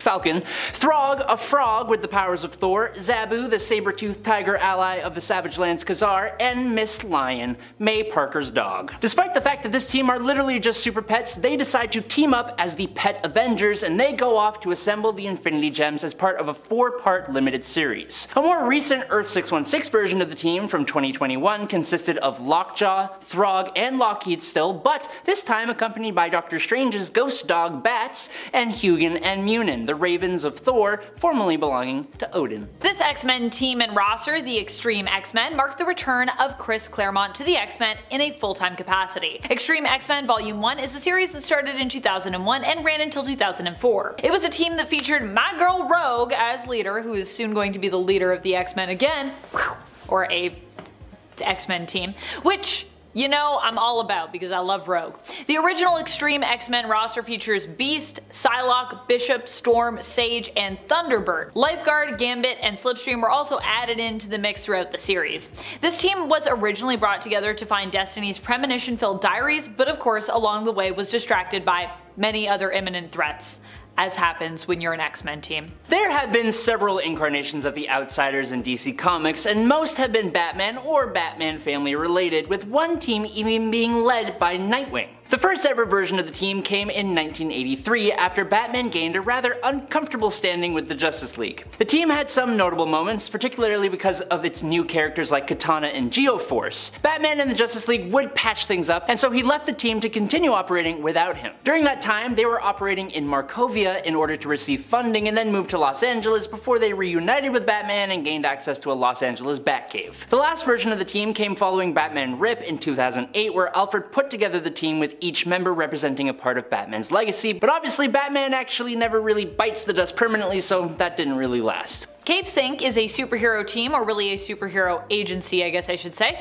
from the same world as Invincible. In fact, as early on as issue number 8 of the Invincible series, you can see some of their members featured in the background. Not only that, but they also ended up getting their own spin-off comic as well. Although I believe it only lasted 3 issues total. It was a miniseries. You know, that's how it goes sometimes. Though there were Cape Sync backup stories I believe in certain issues of Invincible as well, so if you really like it you can also check those out, which also told the team's story. The miniseries centered initially around Bolt, who welcomes a new recruit to the team as his partner. The team is more like a business and kind of seems to operate kind of like a superpowered police station or a police office. People even get paid and everything. Kid Thor is the new kid in town who joins up with Bolt. Bolt, we learn initially wanted his name to be Black Samson, but obviously that name was already taken by the Guardians of the Globe members, so alas, it was unavailable when he joined up with Cape Sync, and that's why he's Bolt. The team known as Force Works was formed by Iron Man, who had left the Avengers due to a dispute as to the role of superhumans. Force Works maintained the outlook that rather than being a reactionary force, they should try to preempt both natural and man-made disasters. The team was initially composed of Iron Man, US Agent, Spider-Woman, Julian Carpenter, Scarlet Witch, and Wonder Man, which in my opinion is such an interesting group of heroes. But by the end of their first mission, Wonder Man was thought to be deceased at the hands of the invading Kree, and shortly after the alien Sentry took his place, only to be completely forgotten when the team disbanded. The team fought in several skirmishes, but really only lasted about 2 years. The characters were mainly reabsorbed into the ranks of the Avengers afterwards. I like to refer to this next one as the other XSE team. This team also spiraled out of a team that we talked about previously on this list, Extreme X-Men. XSE here stands for the Extreme Sanctions Executive. Similar to the original XSE that Bishop was a part of in the future, or in his future, this team is also like a military police force, meant to maintain and in some cases enforce peace is kept between mutants and humans. Storm was asked to create the team by the United Nations and eventually would increase its numbers by recruiting the rest of her X-Men, making this another government-sanctioned mutant team, like X-Factor was originally. Team members have included Bishop, Cannonball, Magma, Rachel Summers, Psylocke, Rogue, Sage, Wolverine, X-23, and Gambit. Now that That's a team. Look, even though the book was cancelled in 1978 after a mere 17 issues, and many people, including the heroes on the team, look at it as an embarrassment, the Champions roster was actually pretty darn capable. With a team of 2 founding X-Men, Iceman and Angel, combined with heavy hitters Hercules, the Spirit of Vengeance Ghost Rider, and being led by Natasha Romanoff Black Widow, the Champions were aptly named and could kick some serious butt when given the opportunity. The team fought familiar villains like Titanium Man and the Griffin, but even began to develop their own rogues gallery with new villains such as Rampage and Swarm, and they even got an addition to the team in the form of Black Goliath before the book was cancelled. The team was intended to reform in 2007, only they were forced to rename as The Order since Marvel had lost the trademark for the Champions over the years. You've heard of Green Lanterns, maybe you've even heard of Yellow Lanterns or Red Lanterns or even Black Lanterns, but how about Blue Lanterns? Yeah, that's a color too. Blue Lanterns have only made a few appearances in the new continuity, and even before that, during the New Earth days of DC, they weren't necessarily the most frequent to appear. Mainly, I feel like people just know Green Lanterns, whose color of course represents willpower. To be a Green Lantern, you must be strong in will. So, what's blue about? What's the whole blue thing? To be a Blue Lantern, you must be full of hope. So beautiful. I feel like I could be a Blue Lantern, honestly. If Green Lanterns are like the intergalactic police, Blue Lanterns are like therapists or peacekeepers or priests maybe. They have long been allies to the Green Lanterns, and their powers actually provide a boost to fellow Green Lanterns when they're nearby. Pretty cute. This is because their whole focus is of course on belief and hope, having faith in those around them. As such, many of their names start with a title like Saint, Sister, or Brother. I'd definitely be Sister. Sister Amanda, Blue Lantern. Sister McKnight. Kind of like the Champions, DC's Detroit League is another team that gets a real bad rap, but actually has a pretty stacked roster when you take a closer inspection. After Aquaman, a charter member of the original Justice League, decided that the Justice League members were too interested in their own individual problems to be part of an effective team, he used his position to disband the team and establish the Detroit League. This new team, with half old-timers and half newbies, was largely used to add some diversity to the DC heroic lineup. Whether it achieved that or not is up to the reader. Made up of League mainstays like Martian Manhunter, Aquaman, Zatanna, and Elongated Man, along with newbies like Vibe, Gypsy, Vixen, and Commander Steel, it's often considered the worst roster of the team, but if you actually look at the roster and do some critical thinking, you'll find that it's very powerful indeed. Martian Manhunter and Zatanna alone are absolute powerhouses. Despite the jokes, Aquaman or even Commander Steel both make really effective tanks, and the rest of the team is quite capable in a variation of different situations. The God Squad is about as powerful as they sound, but they still remain one of the lesser known teams in the Marvel Universe. The team was originally assembled by the Council of Godheads, and first came together during the events of Secret Invasion. The team first formed in The Incredible Hercules issue number 117 in 2008. The original roster included Adam the Demogorge, Snowbird, the Eternal Ajax, and Amatsu Mikaboshi, later known as of course the Chaos King. The roster would go on to include such impressive members as Silver Surfer, Galactus, Circe, Thor, Amadeus Cho, and of course, Hercules himself. DC has done it again, creating a truly unhinged character design in the form of Orphan 3 or Orphan the Third. Orphan is an orphan. Orphan is also a baby that lives suspended in an advanced robotic suit and thinks like an adult. Orphan's parents were studying the Source Wall. The Source Wall is the barrier that surrounds the multiverse. One day that barrier was breached, obliterating Orphan's parents. Orphan's mom was pregnant with him at the time, and he survived because of his family's techno-familiar, Darling. Darling assimilated Orphan's mom's body and created an artificial womb. Since Orphan and Darling were so close to the wall being breached, Orphan absorbed the power from what was on the other side of the wall, energy from the Source. The Source is the source of everything. Its power is limitless, and Orphan has that running through his veins. It gives him powers like teleportation and energy blasts. Darling and Orphan are tied to each other in some ways. When Darling was destroyed, Orphan went into a sort of like catatonic state. Deadringer can take on the form of any dead body he touches and can cause way more problems than you might think. Louis Dexter is a mutant. His mimicking abilities are not reserved for people, he can also mimic animals. He discovered his abilities by touching his deceased cat and father, and that is so traumatic. Dexter chose to use his powers for evil. He started to remove pieces of heroes from their graves, because when he touches a deceased super person, he gets their powers. Dexter is limited to one person at a time, and if he wants to revisit visit the body of someone, he has to touch them again, and that is hard when you take decaying into account. Seems like it could be a major inconvenience, so he decided to make his life easier. He was going to start carrying pieces of heroes in a cigar box with him. The pieces, gross. Dead Ringer's most famous battle was when he and his partner Super Patriot became Porcupine and Captain America to destroy Captain America's reputation. The two staged a fight at a charity gala and deliberately hurt the crowd. The pair were eventually arrested. Death Adder is one of the many villains Death Ringer has impersonated, so spoiler, he was deceased at one point but was revived and then died again. Death Adder was Roland Burroughs. Roland received a surgery courtesy of Roxxon Oil Company. The surgery was supposed to give him claws, a bionic tail, and gills. The part of the surgery to give him the gills went wrong and Roland lost the ability to speak, becoming mute. Roland, now a villain, received his costume and joined the Serpent Squad. Death Adder and the Serpents became mercs for hire. He was a pretty serious foe as his tail could move up to 60 miles per hour and was adorned with a bunch of sharp poisonous prongs. So if the sheer force of getting smacked doesn't take you out,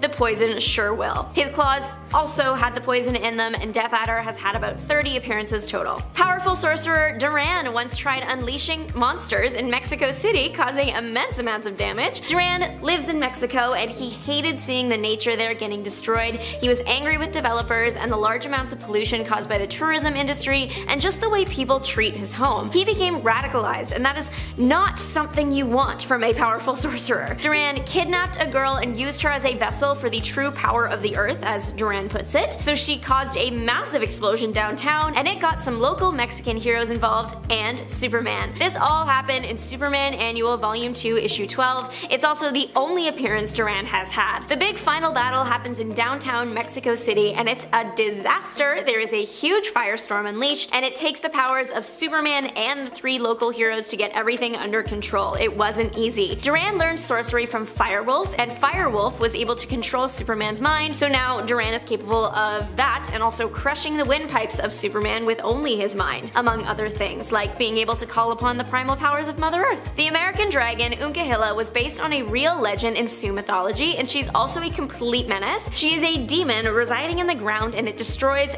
everything around her, especially the surface and anyone on it. She has bad vibes to the point where she can pollute the soil she just passes through, making it unusable. Unkahilla is somewhere between 30 to 50 feet long. She terrorizes the local indigenous communities, kidnapping people, swallowing people whole, destroying the food supply. Literally not the kind of pest you want in your garden. She can also create monster children that are like mini hers. She needed to be exterminated and Wolverine was around and ready to help, so he went to take her down. Only she was a tough fight. It wasn't until her heart was separated from her body that she finally went down. Sticks and Stone have very different origin stories, but they cause trouble together like they are brothers. Sticks was originally homeless and Stone was on a team of scientists doing experimental cancer research. The team of scientists were offering compensation for anyone willing to be experimented on, so Sticks signed up. Stone had an interesting theory that he was unauthorized to test. Stone thought that someone could become immune to cancer the same way someone can become immune to snake bites. Of course, he did run the test on Sticks, and of course it ended in the worst way. Sticks became a walking cancer, decaying any organic material he comes in contact with. Awful outcome, but at least Stone's theory was right. Sticks was immune to cancer himself. Stone felt really bad about this and vowed to find a cure for Sticks. Somewhere along the way, we actually don't know how it happened, but Stone turned into a big stone monster, and with that he gained the ability to decay any inorganic matter. So Sticks and Stone together are a team you do not want to go up against, no matter who or what you are. Blood Shadow is a very cool villain that I would never want to meet, but I think they should bring back anyway. He was known for facing off against Wolverine and perishing at the claws of Wolverine. Blood Shadow was capable of telepathy. He was also intimately familiar with the human body and its deadly pressure points like the back of his hand. Blood Shadow was also a trained martial artist. He combined this trio of skills into an interesting fighting style. He would use telepathy to determine an opponent's next move, his martial arts training to counter it, and his knowledge of the human body to determine which deadly pressure points would be exposed and which ones he could hit in the moment. Unfortunately for Blood Shadow, his telepathy was a bit too powerful in a fight with Wolverine, and he accidentally unlocked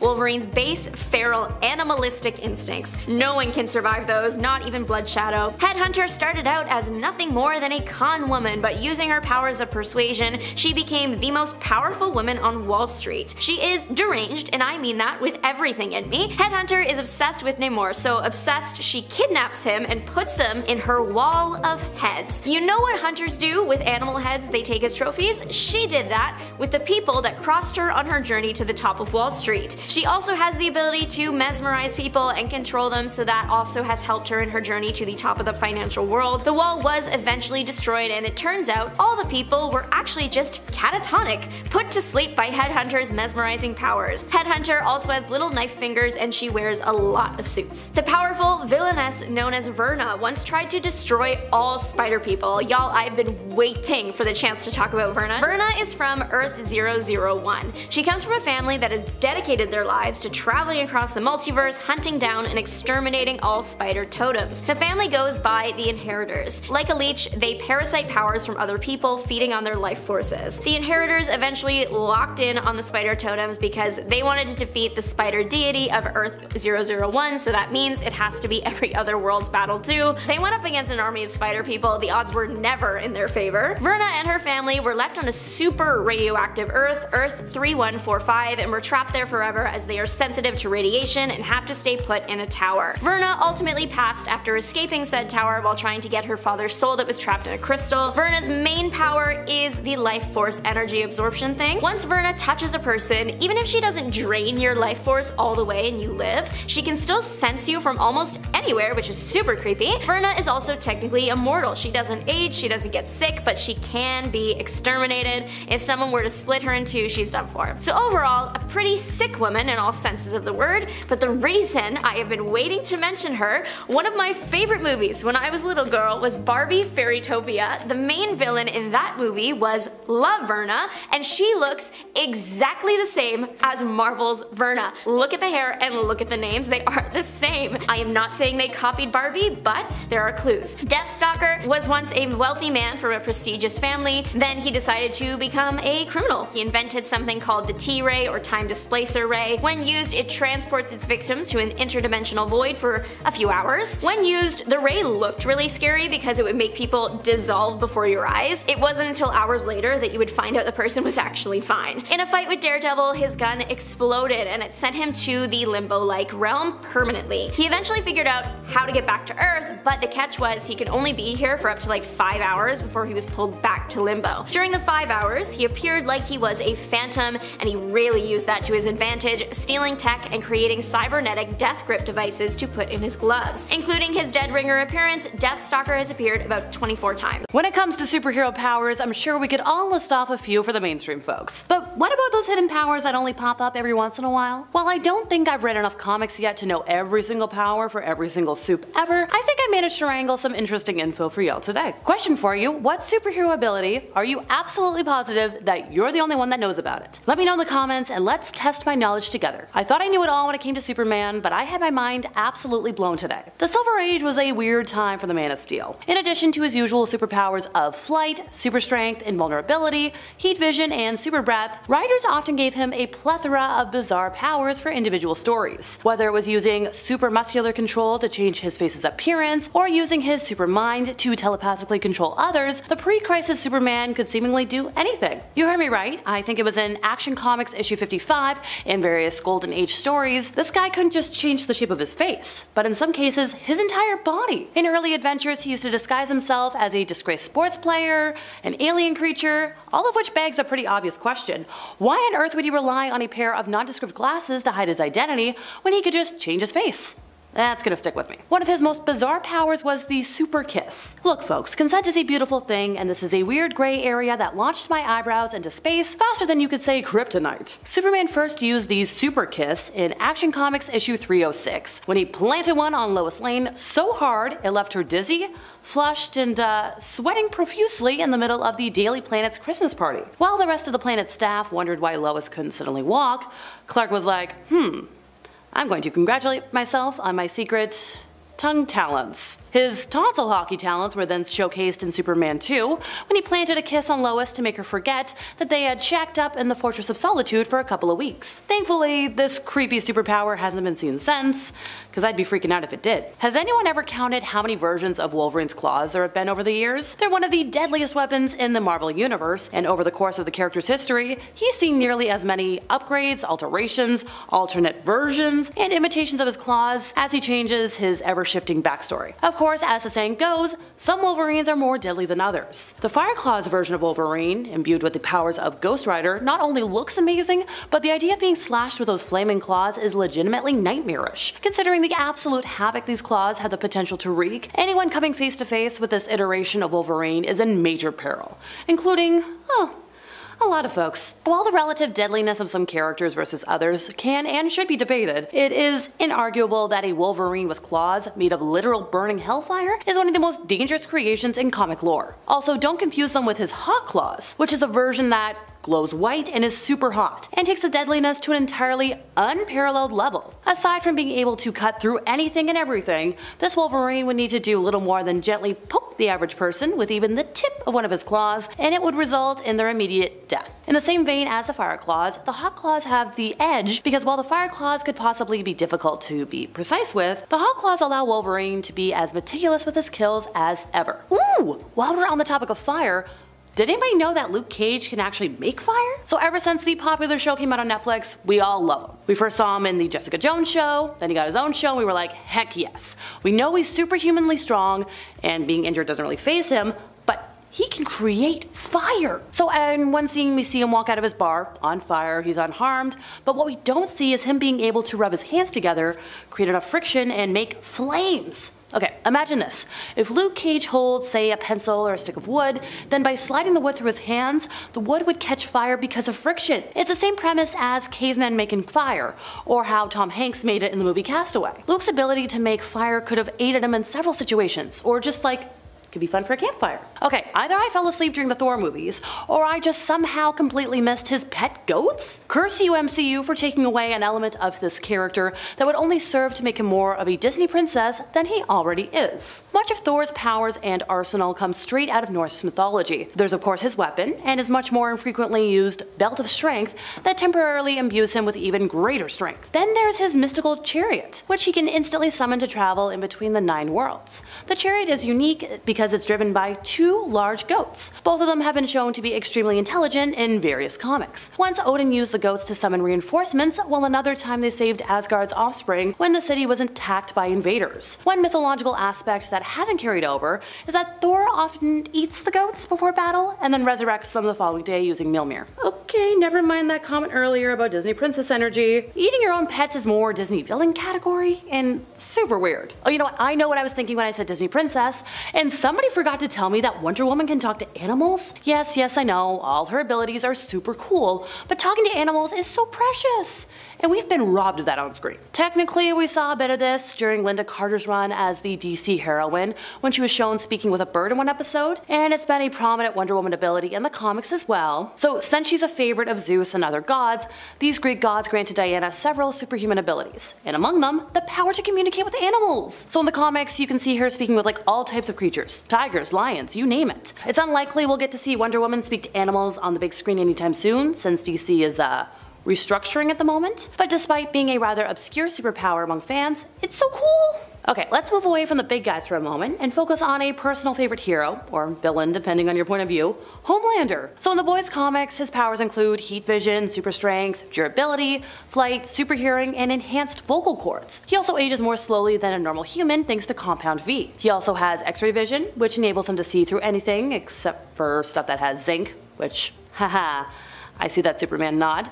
But in the show, I don't think we've really seen any reference to his enhanced vocal cords yet, or maybe I'm totally having a mind blank. Maybe that's something we can hope for in season 4, since it's almost here. Okay, Back to Marvel we go, with everything you forgot you knew about Captain America. Cap was the third Marvel superhero to be brought into the MCU. Iron Man and Thor both made very strong appearances, but the story of Steve Rogers becoming the big hero he is today was heartwarming to a lot of fans. There is a reason he's my favorite MCU soup, and the only one I've technically cosplayed. Through his trilogy and the Avengers films, we get to see a lot of his abilities like super strength, healing, speed, and more. One thing we don't get a lot of explanation about is his super heightened vision, which enables him to see further, sharper, and more quickly than normal humans. I feel like this really could have come in handy in more than a few instances, but I guess it was too much to translate on screen. One thing we see but don't really realize is that Cap can literally never get tired. He sleeps and everything, but he is totally immune to fatigue, which really helps you understand how he's so on the go during a fight. Yes, it's a little more subtle, but it's totally worth a mention in my opinion. Seeing as Spidey in the MCU is the third time in recent history that the webhead has made it to the big screen,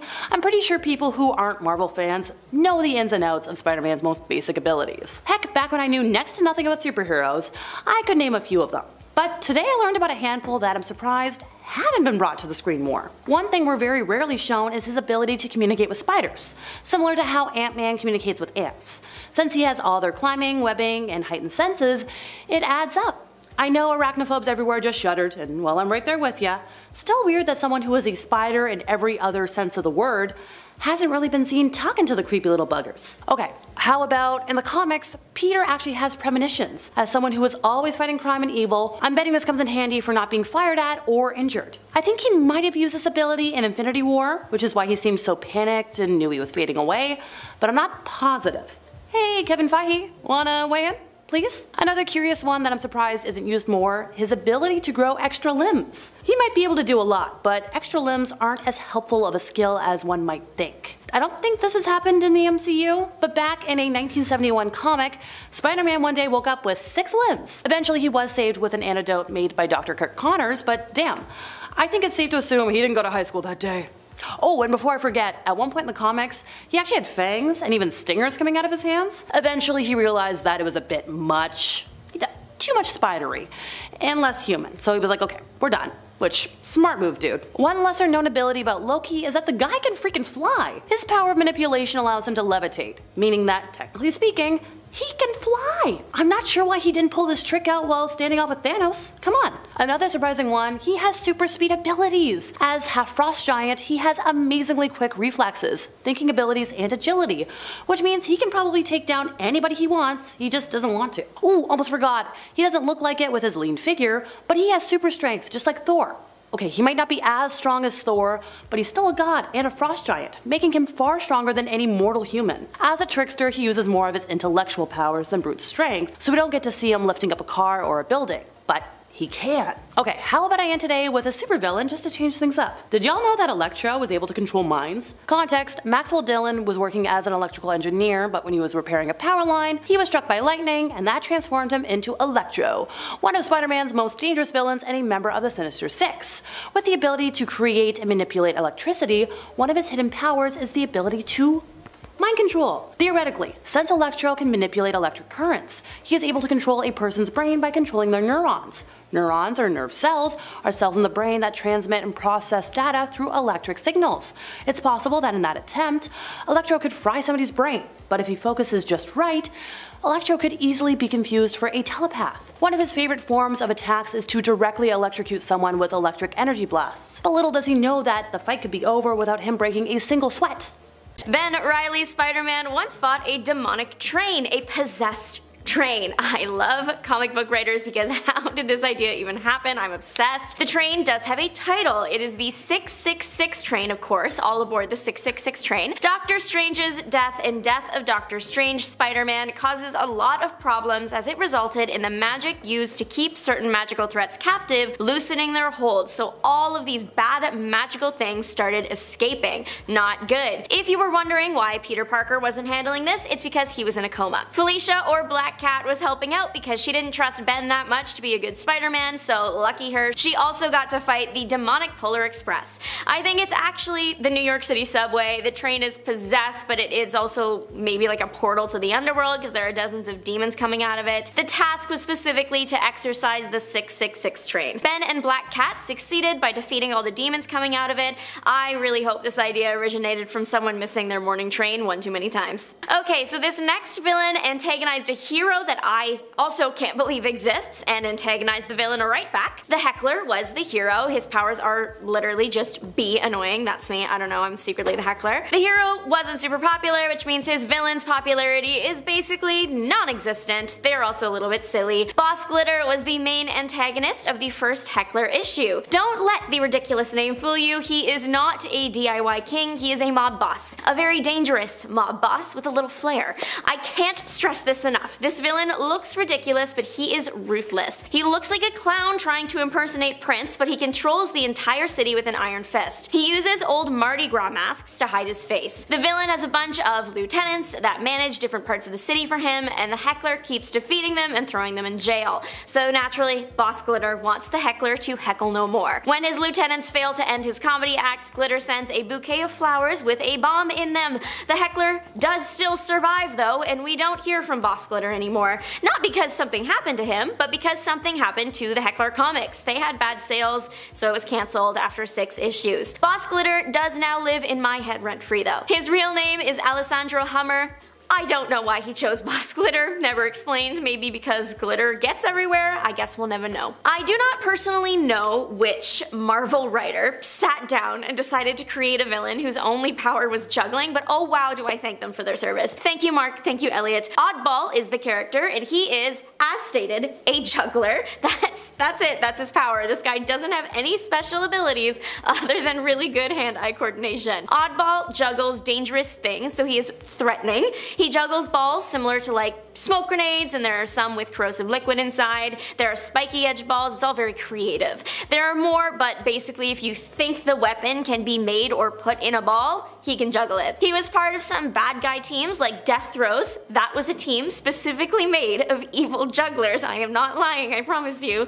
And he also joined the Masters of Evil. I can't believe that there's a villain that all they have going for them is juggling. Do Mark and Elliot hate the circus? I don't know. In all fairness, the method of taking something random and creating a character has been around a long time and used not only by Marvel but also DC, like Kite Man. Who hates kites that much? Turns out this one does have some history behind it. The real name for Kite Man is Charles Brown. There was a comic strip character that often gets his kite stuck in trees and his name was Charlie Brown, so Charles may have been based off Charlie. Kite Man wasn't super popular when he first got on people's radar, but he started feeling the wind at his back when he was in Harley Quinn the animated series. The guy had a pretty big role in that series and now is getting his own show. According to the reliable source that is the internet, it looks like it's set to be released this year, so we will check back in a few months. Glad the character found his place, his niche if you will, but he is just so niche. What do you mean this grown man is just flying around with a giant kite strapped to his back? Actually, that's just the Wright brothers. Those American original aviators have quite a bit in common with Kite Man. Unique to Kite Man, of course, there are weapon kites like a trap net kite and a really, really big kite. People in the Marvel Universe have been trying to recreate the super soldier serum since it created Captain America.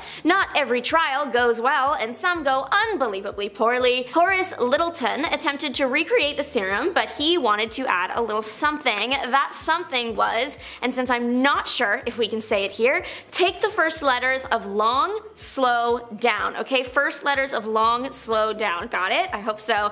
Shockingly, this version of the super serum did not pick up steam and the guy lost his funding. This meant he was forced to test the serum on himself. He turned into Dr. Mind Bubble, a truly mind-boggling villain. He blows bubbles, evil bubbles, that trap his enemies' minds. They create a virtual reality for the person in the bubble, and it's very, very real. The person truly believes they exist there and have no idea they are in a bubble. It's also outrageous. The only way to escape the bubble is if you decided to put an end to your existence in the bubble realm, then you can wake back up in actual reality. Dr. Mind Bubble was defeated by Captain America when Cap bent the Mind Bubble tube in his head with his shield. That meant all the bubbles were forced to stay in Mind Bubble's head, and that made the guy go crazier than he already was. He then launched his own mind, body, and soul out of a window. DC creates some truly unhinged villain designs. This time, it's an unborn baby that has super intelligence that lives its life suspended in the top portion of an advanced robotic suit. Catch all that? Orphan is the baby's villain name. Technically it's Orphan 3 or Orphan the 3rd maybe. Orphan was going to be just regular baby, like born instead of permanently suspended in a villain suit, but his parents were scientists in the DC universe and that never goes well for anyone. The scientists were studying this thing called the Source Wall. The wall was breached and his parents were eliminated. Luckily for Orphan, they had a techno-familiar named Darling that saved Orphan's life, and receiving all the energy caused him to have above average intellect for an unborn baby. Thank goodness, we barely want Orphan running around as is. Imagine if he actually had the intelligence of a baby the entire time. Paste Pot Pete was so goofy, the character reinvented himself. He came to the decision with the help of Spider-Man when Spidey laughed at him. Was it a nice thing for Spider-Man to do? Maybe not, but when you decide to become a villain, sorry, but I think people don't need to be as nice to you. He turned to crime because he thought it would make him more money, which at least turned to crime for the right reason, you know? Because you want to be a menace to society. Anyway, the guy was already making a lot of money. He created, like, the Gorilla Glue of the Marvel Universe, very sticky. His glue is what he uses to create crime, and he literally carries it around in a bucket with his glue gun in hand, connected to the bucket using a tube. It's all very technical, but I don't know, there has to be a better way. You know, dude, you're rich, get a backpack. The glue is a force to be reckoned with, backpack or not. The paste dries instantly and can stick to almost anywhere. The only thing that can affect the glue is ultraviolet light. Eventually, Pete upgraded to a system that didn't involve him carrying a bucket around, but as said at the beginning of this point, the villain reinvented himself with the unwanted help of Spider-Man. Spider-Man is known for his little quips and roasts. When Spidey met Paste Pot Pete, he laughed a little too hard, and the villain had had enough and decided to become Trapster. He thought it sounded more menacing.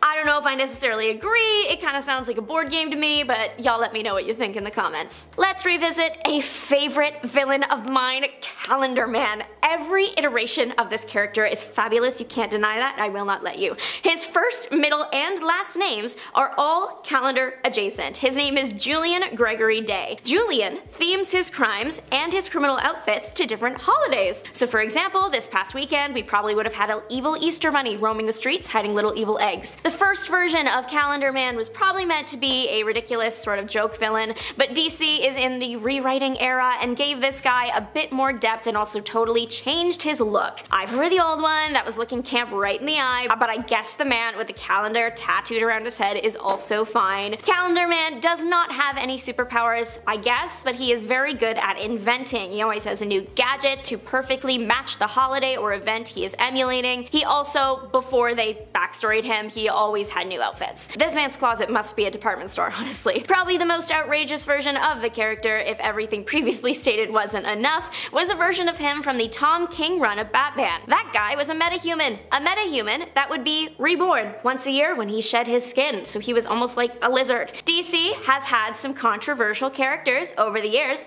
This villain is yet another fun little example. I was so excited when I found him because he's from Colombia and I'm from Colombia, and I was like, that's so cool. I really hope he's a well-rounded and interesting villain with no racially insensitive characteristics at all. His name is Snowflame, and he is a cartel leader that creates the white powder that shares a name with Coca-Cola. Yeah. In order to have powers, Snowflame must use the other method of ingesting the substance, the nose. Once that happens, he is super strong, speedy, can't feel pain, and if you touch him, he is coated in the snow, so you will also be affected by the substance. He also has fire powers because you'll need that when it comes to the snow. The character is not widely loved for obvious reasons, but there is one person out there that is single-handedly keeping this character afloat. There is a fan-made webcomic out there that gives the character backstory and even puts him up against various DC heroes. This person just really loves Snowflame. The character has made a few reappearances and died 3 times. The first time was his first appearance against the New Guardians.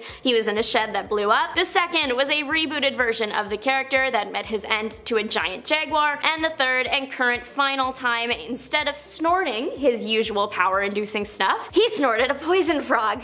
Everything I just said only makes sense here. I literally can't say this anywhere else. I'll sound bonkers. Anyways, Snowflame, ew, hate him. Dr. Forklift has only been seen once, and that was enough. I am flabbergasted with this one, for real. So he was originally a regular guy, and his job was performer. He was the Great Golly Gosh Show and his trained hamsters. They were a traveling act. They were performing at a chemical plant, and one of the hamsters got stage fright and somehow was strong enough to knock over a big spotlight that fell and hit Dr. Forklift, and a bunch of chemicals got spilled in the process, and there was a forklift nearby. A big explosion happened, and when the guy woke up, his bottom half was gone and replaced with the forklift. This sounds like I'm making it up, but I swear this is real. Dr. Forklift also became a genius because he happened to also be beside scientific papers when the chemical explosion thing happened. In a single issue he was in, the doctor was swapping humans' minds with hamsters so he could have an army and only hamsters would listen to him. Plus, the doctor needs endless electricity to survive, so he keeps the hamsters running on a wheel that generates electricity. Plastic Man ends up thwarting the villain after a battle between all the humans in hamsters' bodies and all the hamsters in humans' bodies, and Plastic Man and Dr. Forklift. Dr. Forklift gets arrested, all the hamsters and humans are given their rightful brains back, so a happy ending overall. But reading this comic was a fever dream. It's Plastic Man Volume 2, Issue 11, if you want a good laugh. Superheroes without powers? What's so super about that? In some ways, I actually think this makes a hero even more super, assuming they can get the job done, of course. Katana is known for being one of the best martial artists over at DC Comics. She is considered a master martial artist and is also extremely skilled in swordsmanship. Typically, she wields a katana, the sword she was trained in and gets her codename from. Her katana is also special, being known as the Soul Taker. It claims the soul of whoever it slays, and she carries it because her husband's soul is actually trapped within it. Sometimes her sword is therefore able to help her in ways that appear mystical, but really Katana herself is not powered. She simply carries a cursed weapon. Next up, Hawkeye. Hawkeye is one of the most gifted marksmen we have in the comics. He is Clint Barton, a man who is known for being a crack shot with a bow and arrow, but has also been shown across multiple stories and realities to be a crack shot with almost any projectile that you put in his hands. It was implied at one point that Clint was so good at this because he had supervision, but I've really only seen it come up once in the comics during Civil War II, and at the time I read it, I kind of chuckled a bit at the idea. In fact, it's not even called supervision, I believe, in the comic. It's just said that he can like see really well. His sight was so good that he was able to see Bruce about to Hulk out while like basically staked out in a tree far away from him, but seeing a change in Bruce's eyes. Yeah, I don't know about that. However, I would believe that Hawkeye's sense of sight, smell, taste, and touch are somewhat enhanced, considering he is often depicted as being mostly deaf. Blue Beetle is another smarty pants in the superhero community, and that's really where his strength comes from as a hero. At least that is how it is for Blue Beetle Ted Kord. Ted Kord is a super genius and built his own Blue Beetle suit from scratch. His successor in the mantle, Jamie Reyes, is also super smart but isn't necessarily a tech whiz, and his suit resembles a beetle as well, but really it's just alien tech.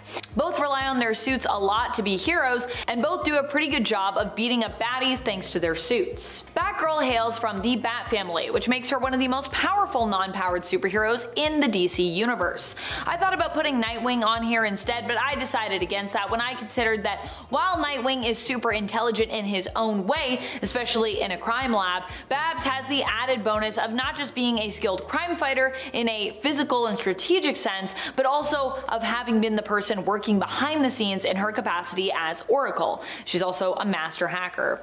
Also, I talk about Nightwing a lot, so I figured it was time to let Babs shine for a bit, hence why she's included here. But let me know, who is your favorite member of the Bat family, and why do you think they're so powerful? What makes them so powerful? Shang-Chi is one of my all-time favorites in the comics when it comes to non-powered heroes. I honestly started to research Shang-Chi when the MCU film Shang-Chi and the Legend of the Ten Rings was announced, and the more I looked into this character, the more I found there that I really liked. Shang-Chi is a master martial artist who is the son of a villain, who we'd later come to know over time as Zhang Zhu. Currently, his dad is dead in the comics and has been since 2011. We probably won't be seeing him again anytime soon, so for better and for worse. But a lot of the conflict in Shang-Chi's life actually came from his relationship with his dad. Growing up, Shang-Chi lived a very sheltered life and was unaware of his father's role in the world. However, when he was sent out on his first mission, he came to know the truth about his father and finally saw him for the first time as the villain the rest of the world knew him to be. Shang-Chi was faced with a choice: accept this and remain the heir to one of the most powerful and influential men in the world, or leave the only home he'd ever known and give it all up, but rest somewhat easier in regards to his conscience.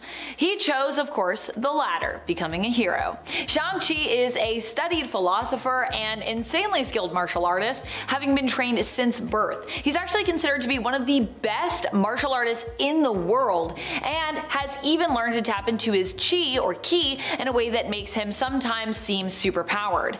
Though really, chi is available to all to channel, Shang-Chi just knows how to tap into it better than most others. Currently in the comics, likely to reflect his MCU counterparts, Shang-Chi is armed with the 10 rings. But even still, while these do grant him powers, the powers still belong to the item ultimately, not Shang-Chi himself. Also, I personally like Shang-Chi without the 10 rings. That might be a weird thing to say, but hey, I like classic Shang-Chi. He's great too.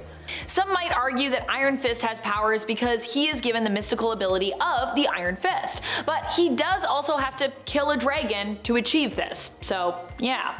Or, you know, be given the strength of said dragon, Xiao Lao, by choice, as seen with the latest person to take up the mantle. Lin Lai lay dying when the reincarnation of Xiao Lao hatched and chose to save Lin's life by granting him the power of the Iron Fist. At the end of the day though, the power of the Iron Fist is still something you must earn in a way, so I suppose because of that, I don't often see it as a superpower. It's more like the most powerful martial arts ability that you can unlock, but like I said, you still have to earn it, and typically when one does this, they are still very much just a person who is good at martial arts. Although if you wanted to get technical, Danny is just Danny right now, but he's still a superhero who you would not want to come across, as he's one of the most powerful martial artists in the whole world.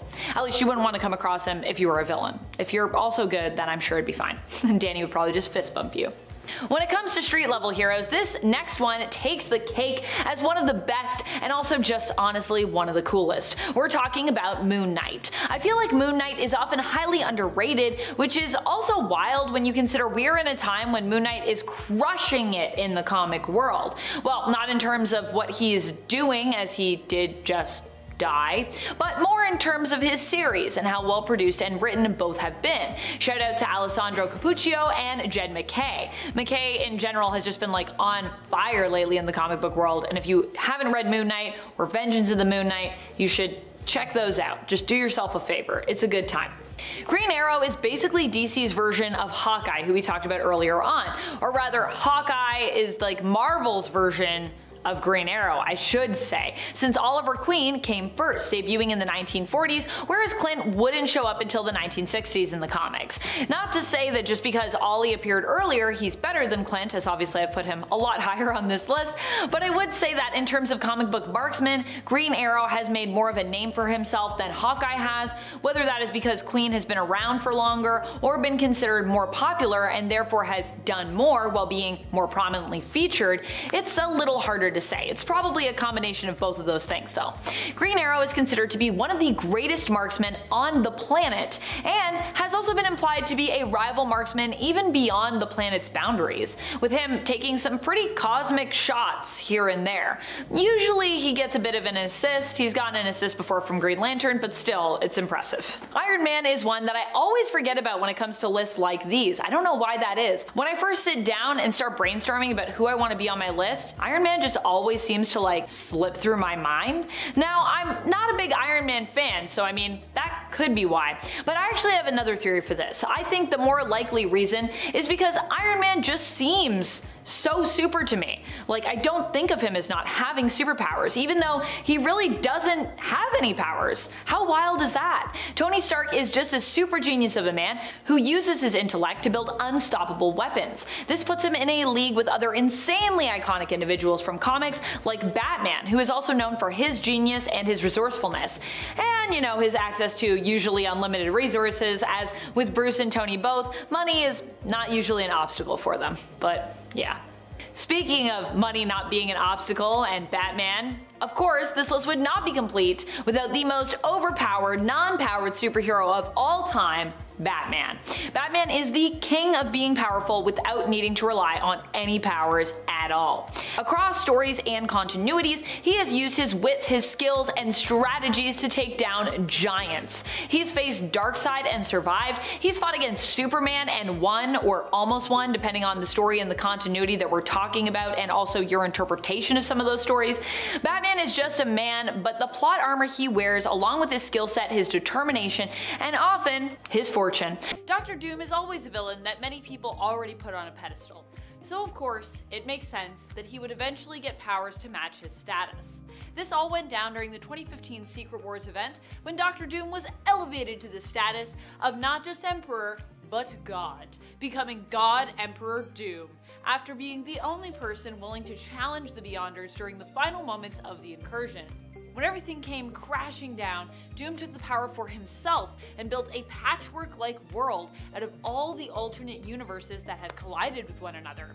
It was later revealed that to have absolute power and shape reality, he'd actually been using the powers of Molecule Man, who was kept hidden away. Eventually, in a battle against his rival Reed Richards, Doom lost these powers after admitting that Reed probably would have been able to do a better job at recreating the multiverse following the incursions, thereby causing Molecule Man to instead choose to bestow his power to Mr. Fantastic. Nanaue wasn't always known for being a demigod and prince. In the previous New Earth continuity, he is hinted at being the son of the king of all sharks, also known as the Shark God, although this was all kind of seen as a rumor in regards to his origin. Initially, it wasn't very concrete. He wouldn't become a god over time necessarily, but instead would have this origin more firmly established as being his true origin as time went on in the comics. In the Prime Earth continuity and the Harley Quinn animated series today, this is firmly cemented as King Shark's origins, making him a demigod. In fact, even in the newest Suicide Squad Kill the Justice League game, he's also a god. Like his father, Thane also has experience with wielding an insane amount of power. Initially though, Thane strove to simply be a healer in his everyday. He was eventually hunted down by Thanos, who was searching for his secret hidden son. Thane, being an Inhuman, didn't have powers yet when Ebony Maw first found him, but as a hybrid Inhuman and Eternal child, his powers were triggered and brought to the surface after undergoing Terrigenesis. This drastically changed his appearance and gave him an insta-kill power, where everyone within a certain, rather large radius of him would be killed simply by being near him, which is a pretty traumatizing thing to happen when you're like, I want to save people. Oh my gosh, my powers kill everyone. He could also encase people in amber. In fact, if you've heard of the story where Kitty Pryde helped Star-Lord save Spartax from the Brood after the entire planet was encased in amber, the person who had done the encasing, yeah, that was Thane. Thane would not only have insane power just from these abilities, but also would for a time have, get this, the Phoenix Force. Don't worry though, Thane would later lose the Phoenix Force after becoming trapped in the God Quarry, where he remains, or at least where he remains at the time of this recording, until I guess we remember him and pull him out of the God Quarry. There is a lot that Zod has done to sell himself as a god tier character. I feel like every time we see him, he's doing something even more extra than the last time. During the Prime Earth continuity, there's a point where Amanda Waller is lucky or unlucky enough perhaps to capture Zod to use him on her Task Force X, aka the Suicide Squad. However, even after having an explosive kryptonite device placed within his brain, Zod escapes Waller. Yeah. Does his own brain surgery, basically. Tormented by the pain of his family who are currently trapped inside the Phantom Zone, he manages to remove the bomb from his head by himself using his heat vision to break free and go rescue his family. After doing so, he also seeks out a planet for them to settle on to turn into a sort of new Krypton. The indigenous people of this planet are actually willing to work for Zod, as they believe him and his family to be gods. Madeline Pryor was kind of born a god when you think about it. She is a clone of Jean Grey, whose life was sparked by a piece of the Phoenix Force. The Phoenix Force itself is like a cosmic god of sorts. It's not like, I don't know if we call it a god like officially, but it's godlike in power. And because a piece of that is built into Maddie, in a way, Maddie is also like a god. If you're wondering how or why I'm including her here when she, as I've said, has always been a god, since this is the exact reason I'm not including villains like Loki on this list, so for all of you who are wondering why Loki isn't here, that's why I didn't include him, it has to do with the fact that she wasn't always aware of her true origin. During the time she wasn't aware, Maddie simply acted like a normal human woman. However, after suffering a mental break, Maddie was transformed into a after suffering a mental break when she realized the truth of her origin, Maddie was transformed into a supremely powerful being, allowing her to tap into her true, unlimited potential.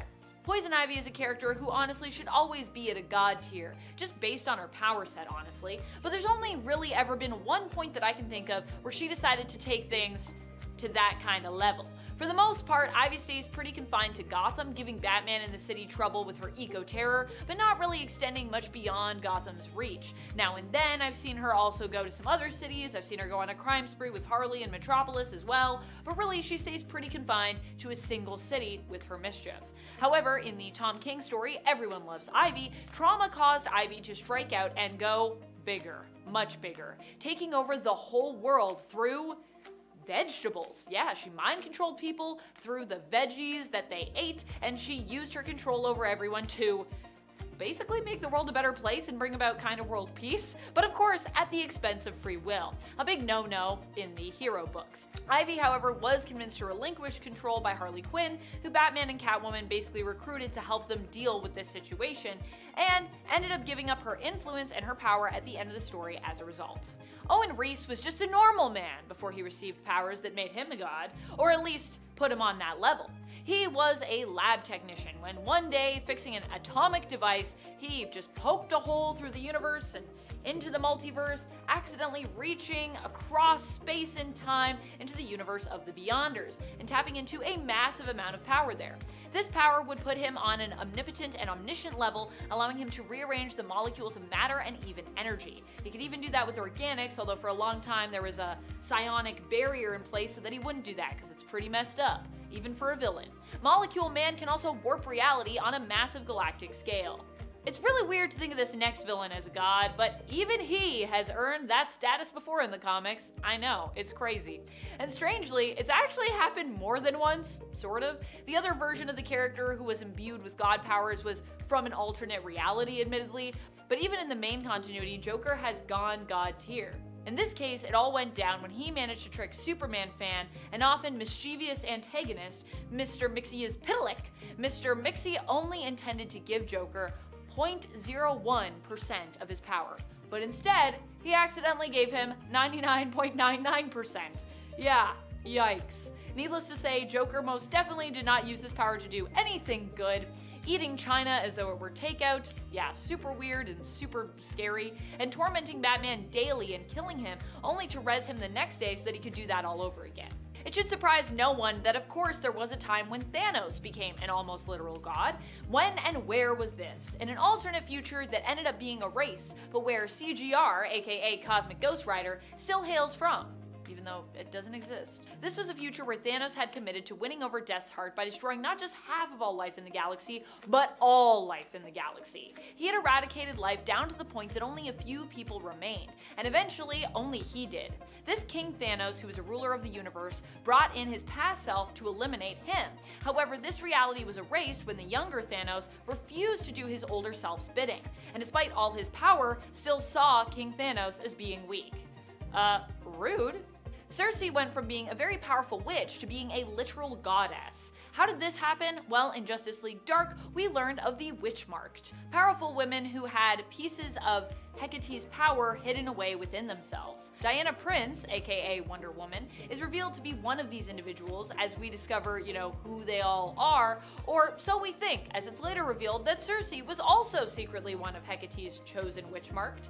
She uses her attachment to Hecate to devise a plot to steal all the power from the other Witch-Marked and Hecate herself. Cersei actually succeeds in this, surprisingly, and so gains a godly amount of power, putting her on the level of the goddess of magic, Hecate herself.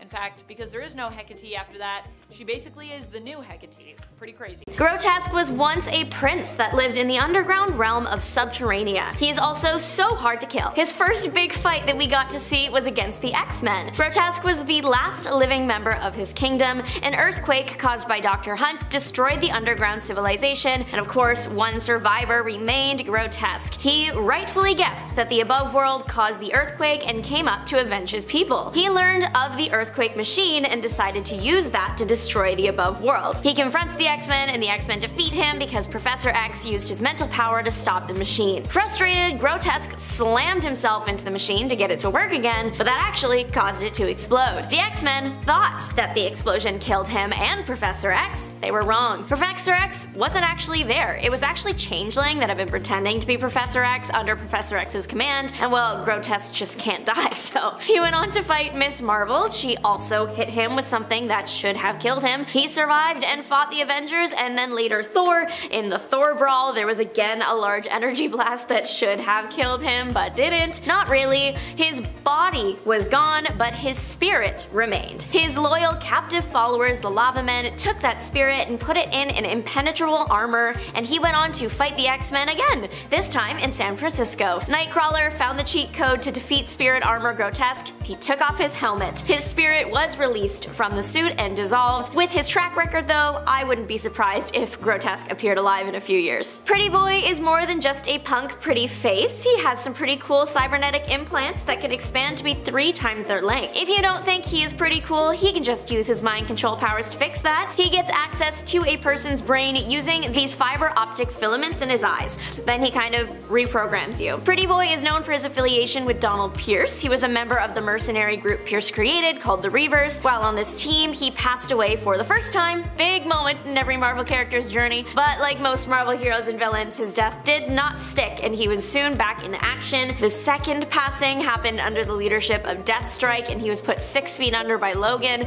but again it didn't stick and the guy was back in action brawling against the X-Men. Eventually, by the end of the battle with the X-Men, he was arrested. The character debuted in 1988's Uncanny X-Men 229. A bonus story in Marvel Tales Volume 2, issue 262, featured the X-Men sparring against a pretty interesting group. They were known as the Desert Dwellers. Their leader was Sunstroke. He claimed he was created when a man's sense of strategy was melded with the power of the Daystar. I'm assuming the Daystar is the sun. Combining with the sun in this case gave Sunstroke the ability to create and absorb light and heat. The creation of the heat also allows the guy to fly. Sunstroke, like the X-Men, fights with a team, the Desert Dwellers. We'll actually get more into one member in a later video, but for now, there are 3 other things on the team. I say things, not people, because they were a cactus, stone, and lizard made into humanoid villain versions of themselves. Squadcles. The Desert Dwellers fought the X-Men when the X-Men were traveling through the desert. The Desert Dwellers attack the X-Men, but they don't actually care that they attack the X-Men flying plane. They just have been taking down flights for supplies. It's in this fight we learn that Sunstroke needs the sun to activate his powers, so Storm creating clouds made him almost fall from the sky. Honestly,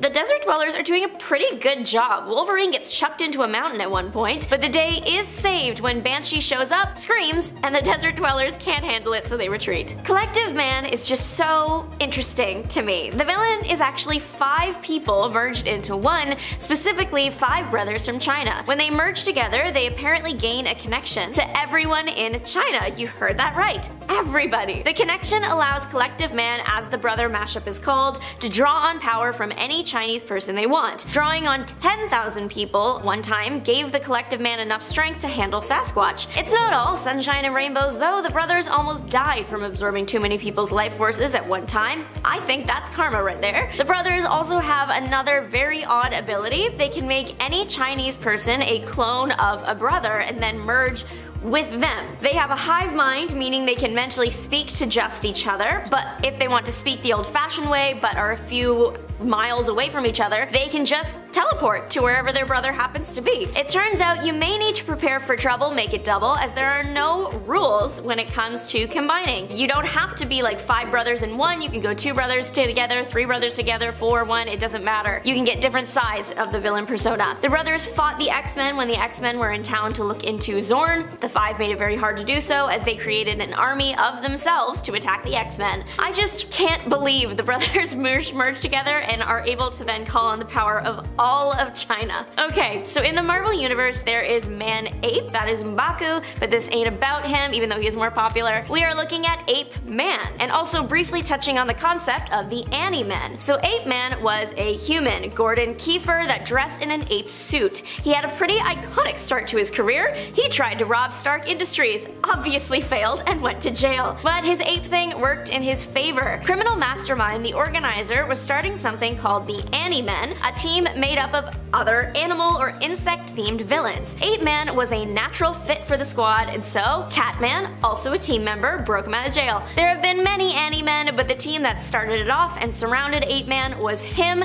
Catman, Frogman, and Birdman. They fought against the X-Men in X-Men 94. The Ani-Men showed up to take over a military base and the X-Men said nope. It's in this comic that it's shown that Count Nefaria did some experimentation on the Ani-Men to make them more like their animal counterparts and significantly less human. Ape-Man becomes way stronger than he used to be. The fight with the X-Men doesn't go well for the heroes at first. The reason? They're too tired. The X-Men get it together though, and in the process, Ape-Man gets to experience Storm's power firsthand. The X-Men do come out on top, which really isn't shocking in the slightest. Ape-Man does meet his end eventually due to an explosion. Bloody Bess, she is a queen, she is a mother, she deserves attention. She is a pirate, and currently little is known about her past. Her present is a different story. The woman is a pirate. She is part of the Crimson Pirates. The Crimson Pirates and the X-Men first went mutant abilities to sword when the pirates were temporary allies with Goth, a shifty guy involved with unethical trading. The allies assisted with releasing someone that really should have stayed in X-Men custody. The X-Men ended up fighting the allies, and of course Bloody Bess and the X-Men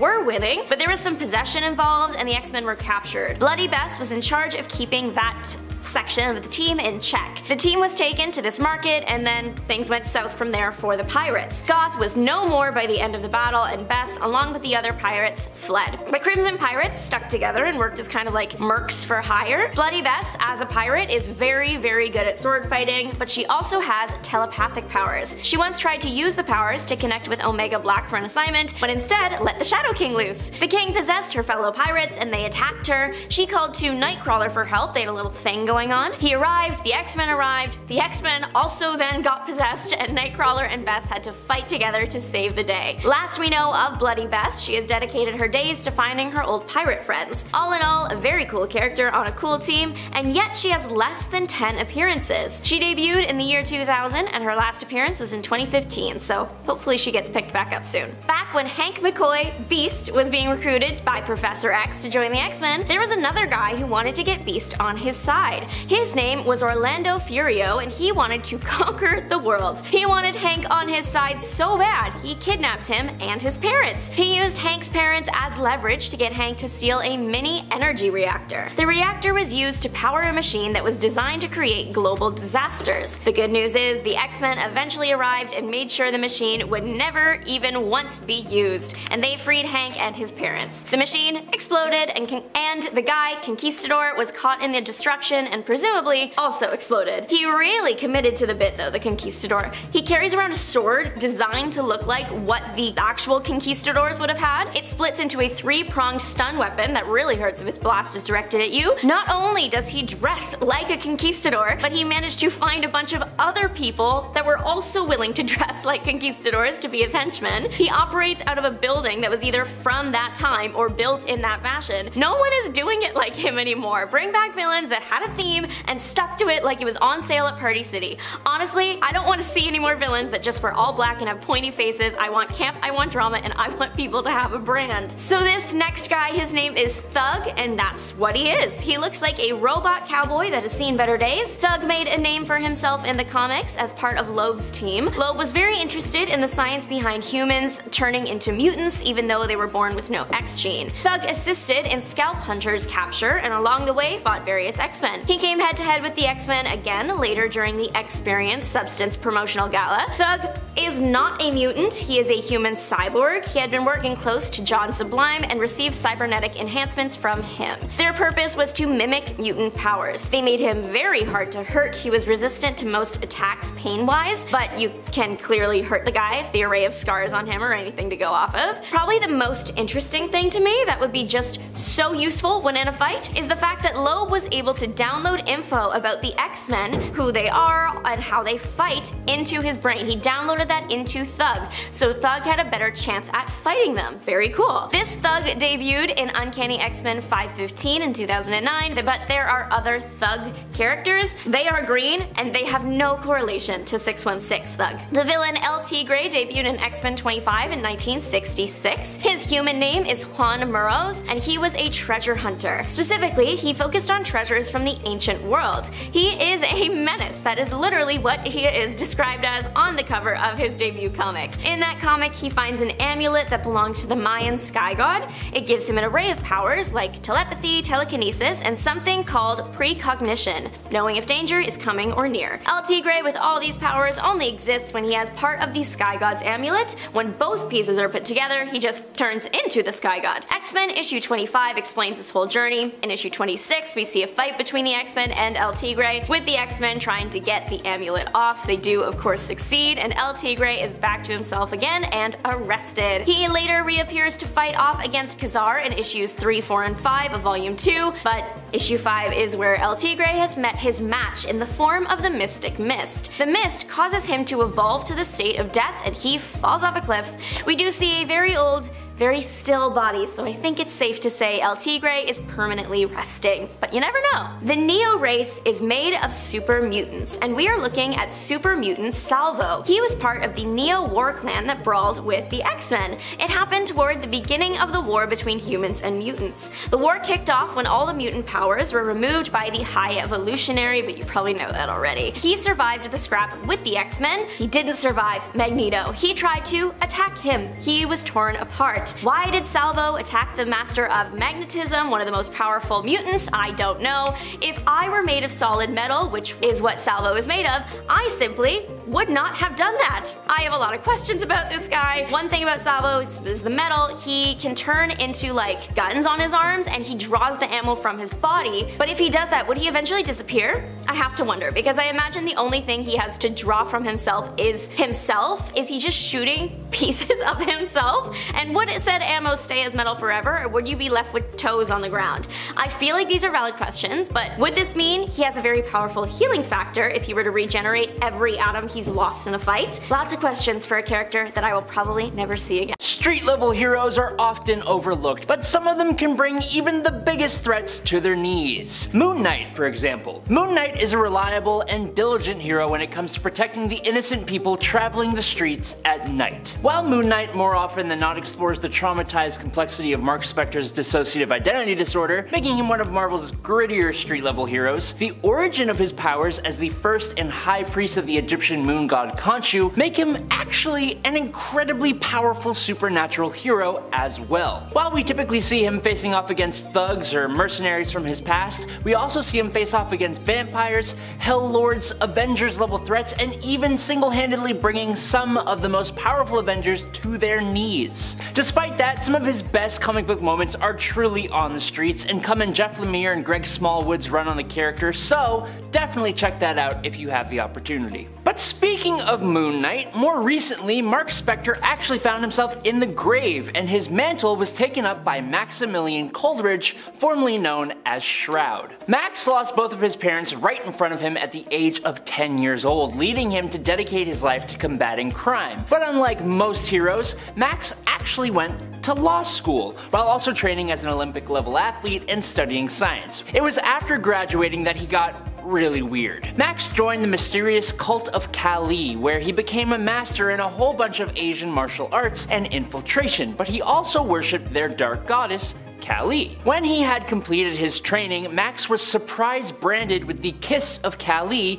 using a red-hot iron on his eyes, completely blinding him. But after the pain subsided, Max found that he had been granted a psychic perception that allowed him to see his environment within a radius of about 100 feet of him, even through solid walls. He would go into battle with his sanity, but got even more powerful as he gained Dark Force powers. As Moon Knight though, he's somehow even edgier than Mark Spector was, and he looks so cool. Now, despite Hawkeye, Clint Barton, being one of the Avengers and an agent of S.H.I.E.L.D., he has a strong reputation in the source material as a street-level hero at times, with adventures that have made for some of Marvel's more personal stories, especially with writers like Matt Fraction, who made the character's probably greatest run. It tells an intimate story of how Clint Barton lives his life when he isn't really in the glamour of Avengers-level status. He's a guy with a bow and arrow, an extremely dangerous guy, but you put him next to an Asgardian god or a Hulk,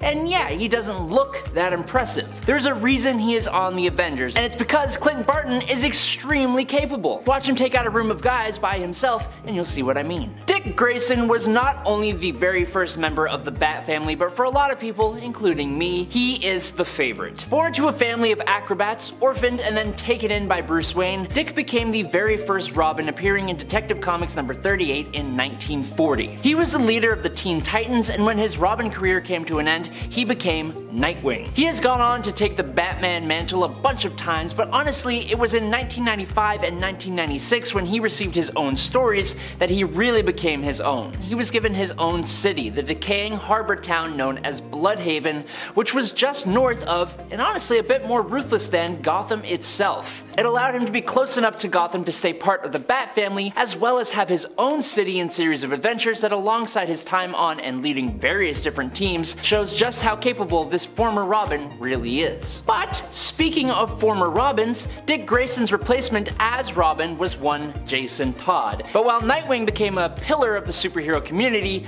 Jason's journey was much darker. After his infamous passing at the hands of the Joker, Jason Todd was taken by Talia al Ghul to the Lazarus Pits, where he was not only resurrected, but also gained magical enhancements like the ability to summon the All-Blades. Jason would then have his training from Batman built upon by being trained by the All-Cast and the League of Assassins, before eventually leaving that group and returning to Gotham as the vigilante Red Hood. As Red Hood, he was incredibly complex and incredibly capable. He would fight Batman many times, having an on-again, off-again friendship with his former mentor, but also leading the Outlaws for a long time, and even leading the League of Assassins for a little while. He's considered one of the greatest Bat family members and one of the greatest hand-to-hand fighters out there. Even Damian Wayne, who doesn't even like Jason that much, admitted that he was one of the greatest fighters to have ever lived. After the passing of her mother, a warrior named Azumi Ozawa, Marvel's Colleen Wing moved to Japan and was trained as a samurai by her grandfather, Kenji Ozawa. Colleen took quickly to her samurai training, which eventually elevated her to become a world-class fighter, being incredibly efficient with her swords,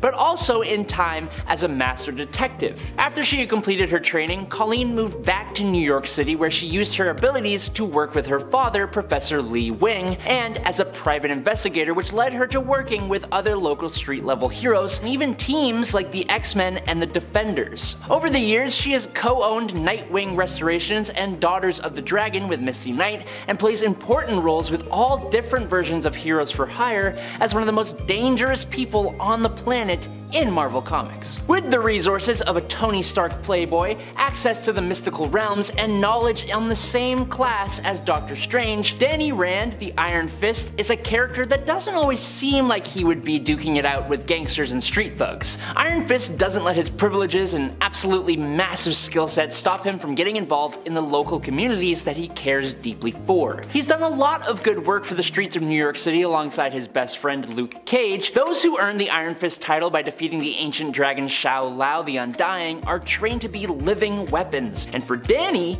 he recently gained access to the the knowledge, experience, and skills of all the Iron Fists before him, so imagine how powerful he is now. And that's before even talking about his chi augmentation and the things he can do with his chi power, making him a force that very few can stand against. John Paul Valley was an agent of the Sacred Order of Saint Dumas. This secret and sacred order created a hero and protector of their secrets known as Azrael. This hero was actually a legacy title, with generation after generation being brainwashed and pretty much manipulated from before birth to believe that they were the Angel of Death. John Paul broke this conditioning when he decided to ally himself with Batman after Bruce Wayne had taught him the error of his ways. John Paul has gone on to be Batman for an infamous period of time, and he remained a vigilante for the most part afterwards. His skills were honed by training with Bruce Wayne, obviously, and he is thus possibly just as skilled as Batman, although his lack of experience and finesse make him the weaker of the two. But due to his extreme physical capabilities as a result of genetic engineering, he has greater strength, reflexes, and speed than a normal peak level human being, which in junction with his trained skills has allowed him to defeat the likes of Batman, Bane,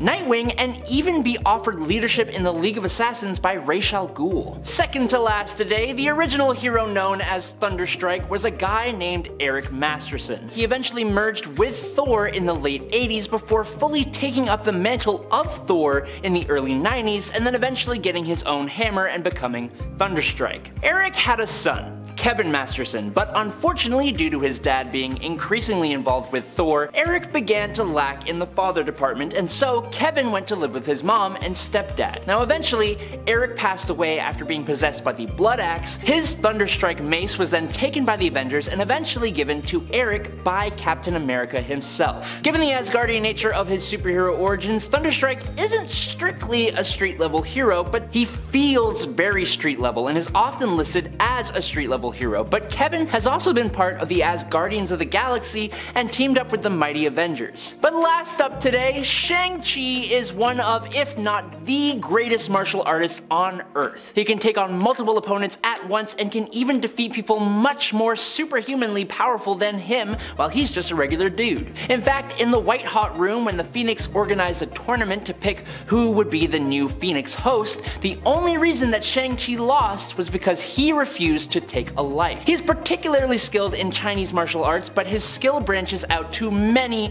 more. Shang-Chi, like Iron Fist, is also able to manipulate chi energy, which he can use to enhance his strength and durability, and can even detect others based on their energy. But Shang-Chi gets a much more significant boost to power when he is using the 10 rings. He can use the rings as projectiles, manipulate their size, and use them to levitate and even fly. And he can even manipulate the energies from the rings to do many more things, including projecting said energy and creating an energy-based blast. Thanks to either side of his parentage, Shang-Chi inherited his mother's psionic abilities to communicate with his blood relatives, even the deceased ones. Many superpowers are just like magic, and some heroes take it a step further. They disappear. Lionheart hasn't been seen since his cameo in 2008's Trinity Volume 1 Issue 24. He's actually only appeared about 19 times in total. His first appearance in 1993 is in Bloody London. For real, he is just a guy, he was a dock worker, and he has no powers or anything like that, unless you count him being super loyal and super brave.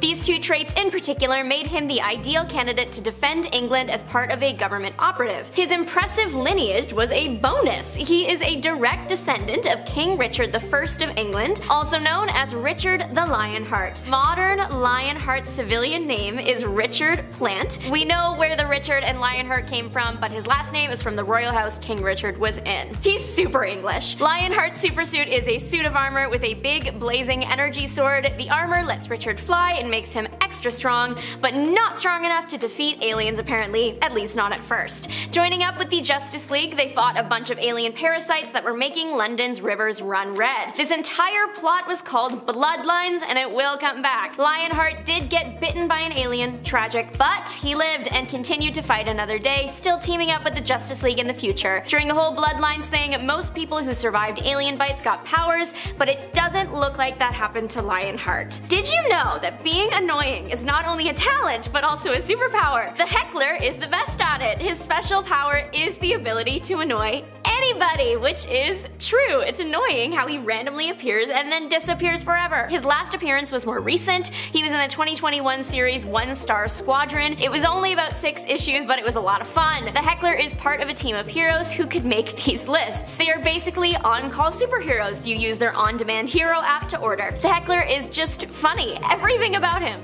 His creator, Keith Giffen, created him in the first place because he wanted to work with Bugs Bunny but felt that it wouldn't be approved, so he made a superhero Bugs Bunny. Like Bugs, the Heckler essentially makes his opponents destroy themselves through smart mouth comments and pointed insults. In issue 3 of his 6-issue series, they invented a new zodiac sign for him, Heckalarious. If you were born between Pisces and Aries on a leap year, then you are actually Heckalarious. That means you're bright, mirthful, and mischievous. This isn't important, I just think it's funny and relevant because it's a leap year this year. The Heckler's civilian identity is Stuart Mosley, the awkward owner of Skid Row Diner Eats. The Heckler has been in about 14 or 15 comics. He was supposed to get one more, but the 7th Heckler comic never made it to print. That's all, folks. Argus is the name of a few different DC things, the most popular being a US government agency, but the lesser known Argus is Nick Kovac. The US government knows him as Nick Kelly for all the right reasons though. After his father passed, Nick joined the army as Nick Kelly, proving himself capable. He later joined the FBI. Eventually, he had a run-in with an alien, much like our guy Lionheart, and was bit, but he got superpowers. The powers included the regular stuff like extra strength and speed and reflexes, but he also got enhanced vision and invisibility. In Greek mythology, Argus was a giant with 100 eyes, so it's thought that Nick drew inspo from this when he was choosing his hero name. His enhanced vision is very enhanced. He can see ultraviolet, radio waves, x-ray, infrared, if you're lying, through illusions, and slightly see the future, which is kind of wild. He's teamed up with the Flash to defeat an evil robot. Much to his displeasure, he doesn't like the Flash. Argus has had his fair share of hero trauma. At one point, he had his eyes removed, which would be awful for anyone, but if your entire power set is based on your ability to see, that's extra not good. He did get them back though. The last time we saw Argus was in the 2009's Faces of Evil, Prometheus 1, and he was in a team of 3. Fortunately, our guy survived, but one team member didn't, and he hasn't been seen since. Yet another victim of the alien snacking habits is Joe Public. He was a regular Gotham City gym teacher who deeply cared for his students and wanted to see them succeed. When one of his students passed due to a bad, colorful set of pills, he decided to track down the dealer. He knew it was someone called Happy Jack, and the good news is, so did Batman. During the hunt is when Joe and Happy Jack were attacked by the hungry alien. Joe survived, Jack didn't. His power was the ability to absorb the strength and energy of what's around him, but he has to stay near the person or he will lose the power. Him and Batman defeated the alien that bit Joe, and Joe fully stepped into a life of heroics after. He continued to partner with Batman on occasion, one time taking down Corrosive Man. Joe, to my understanding, is just Joe. He is face out, only sunglasses for his eyes, real name is his super name, which is rare. In 1996 is his last appearance and mention. He appears as a hallucination in Batman Shadow of the Bat issue 50, and then in issue 53 he is mentioned by another character to be a friendly vigilante, which implies that he is still out on the town fighting crime. Technically, this next guy did disappear because he moved 6 feet under, but he's so funny I could not let him slip under the radar. His name is Defenestrator, from now on Mr. D. He was a member of Super Squad Section 8. He did start as a bit of a bad guy. He went to Arkham Asylum for attacking an officer, but he was reformed and joined the hero team, which is great. We never get the chance to learn his real name because unfortunately Mr. D gets caught in a crossfire and doesn't make it. His first appearance was in Hitman 18 in 1997, and it was only 3 years later, in issue 52, that he was gone forever. Now the reason this man has made this list is because his method of fighting is maybe my favorite I've ever seen. He carries a window around and smashes it on the enemy's head, and I can't figure out if the window is a magic window that regenerates after each hit, or if he smashes it and then has to go get another window from somewhere. I think it's regenerating because in issue 52 in the beginning of the battle it gets blown up, but the next window he uses looks exactly like the first window and he wouldn't have had time to get another window the next time he uses a window. A case could also be made for the windows being held in his massive square-looking suit jacket. Either way, this guy is hilarious, and I hope he gets revived. Winona Littlebird, better known as Owlwoman, has been MIA since her appearance in 2006's Infinite Crisis 7. Fitting, honestly, considering she debuted in the 1986 comic Crisis on Infinite Earths 12. Went in with an Infinite Crisis, went out with an Infinite Crisis. So while I would like to see her again, it's kind of a full circle moment. She is a Native American hero. Her powers include heightened senses, and like an owl, she can see in the dark. She can fly using wind currents and later received some claws. Owlwoman was part of the Global Guardians, fighting alongside members of the Justice League until the team disbanded due to a lack of funding. Unfortunately, though she started out as a hero, she got brainwashed after the Guardians ended by someone named Queen Bee. Queen Bee was the one who gave her the claws, and her plan was to take over the world. Original. Eventually, the brainwashing was reversed, and Owlwoman went on to fighting crime again, even teaming up with Wonder Woman. I love this next kid because there are too many examples of heroes applying for a super squad and then not getting in, and then turning into a villain because their feelings got hurt. But Color Kid, he took rejection like a champ, and he didn't let that stop him from continuing to be a hero. He started out as a lab assistant, just a regular kid, and then was struck by a multicolored light beam from another dimension, average DC experience. The light beam gave him the power to change the color of any object. Excited by his new abilities, he traveled to Earth to audition for the Legion of Superheroes. Unfortunately, his powers, while cool, don't have much use when it comes to fighting crime, so he was rejected.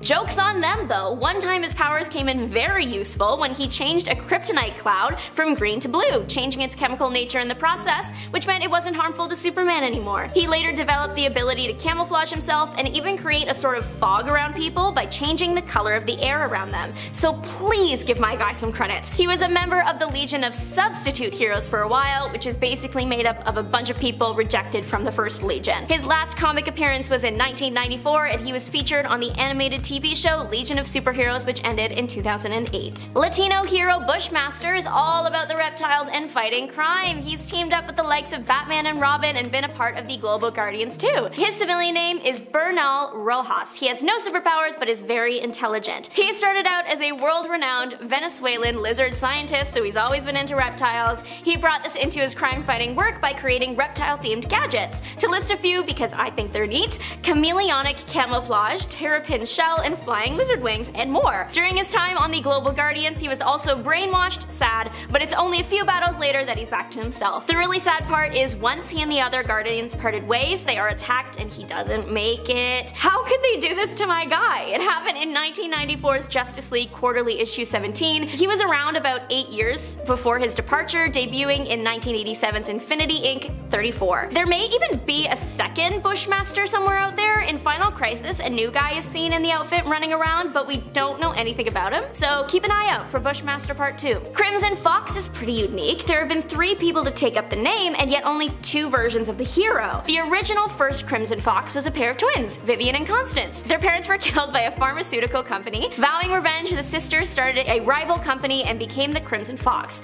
There was one problem: their company did so well, it put the other one out of business, meaning the sisters were now very public figures. They didn't want it to seem odd if a public figure disappeared every time a hero appeared, so they decided to fake one twin's death so they could be CEO while the other fights. The sisters drew straws to see who would have to fake their death, which is just something that I can see sisters doing. Their main power was pheromone control. They debuted in Justice League Europe in 1989, joining the Justice League of Europe. Unfortunately, Vivian passed while on a mission in 1995, and Constance followed in 1998. Years later, in 2006, another Crimson Fox appears and claims to have inherited the twins' fortune. We just don't know how. She's got all the abilities that the twins had, and she's doing it basically how the twins did, so I say we let her keep going. Online, it lists her final appearance as Checkmate Volume 2, Issue 31, but in the comics, she's seen getting back up after the fight in there, so where did you go, girl? Crimson Fox has also been in 2 TV shows. The first was in the animated show Justice League Unlimited in 2006,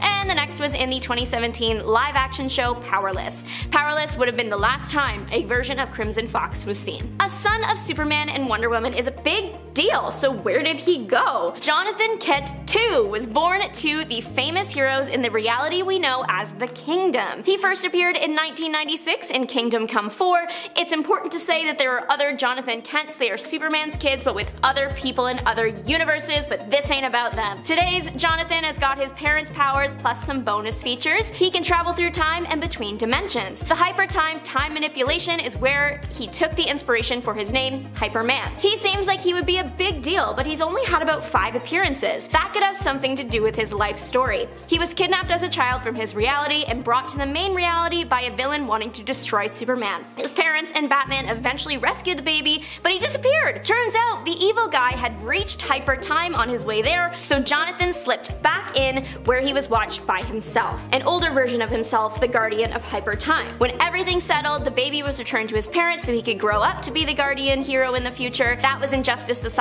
of America Volume 3, Issue 22 in 2009, and that's all for him, I guess.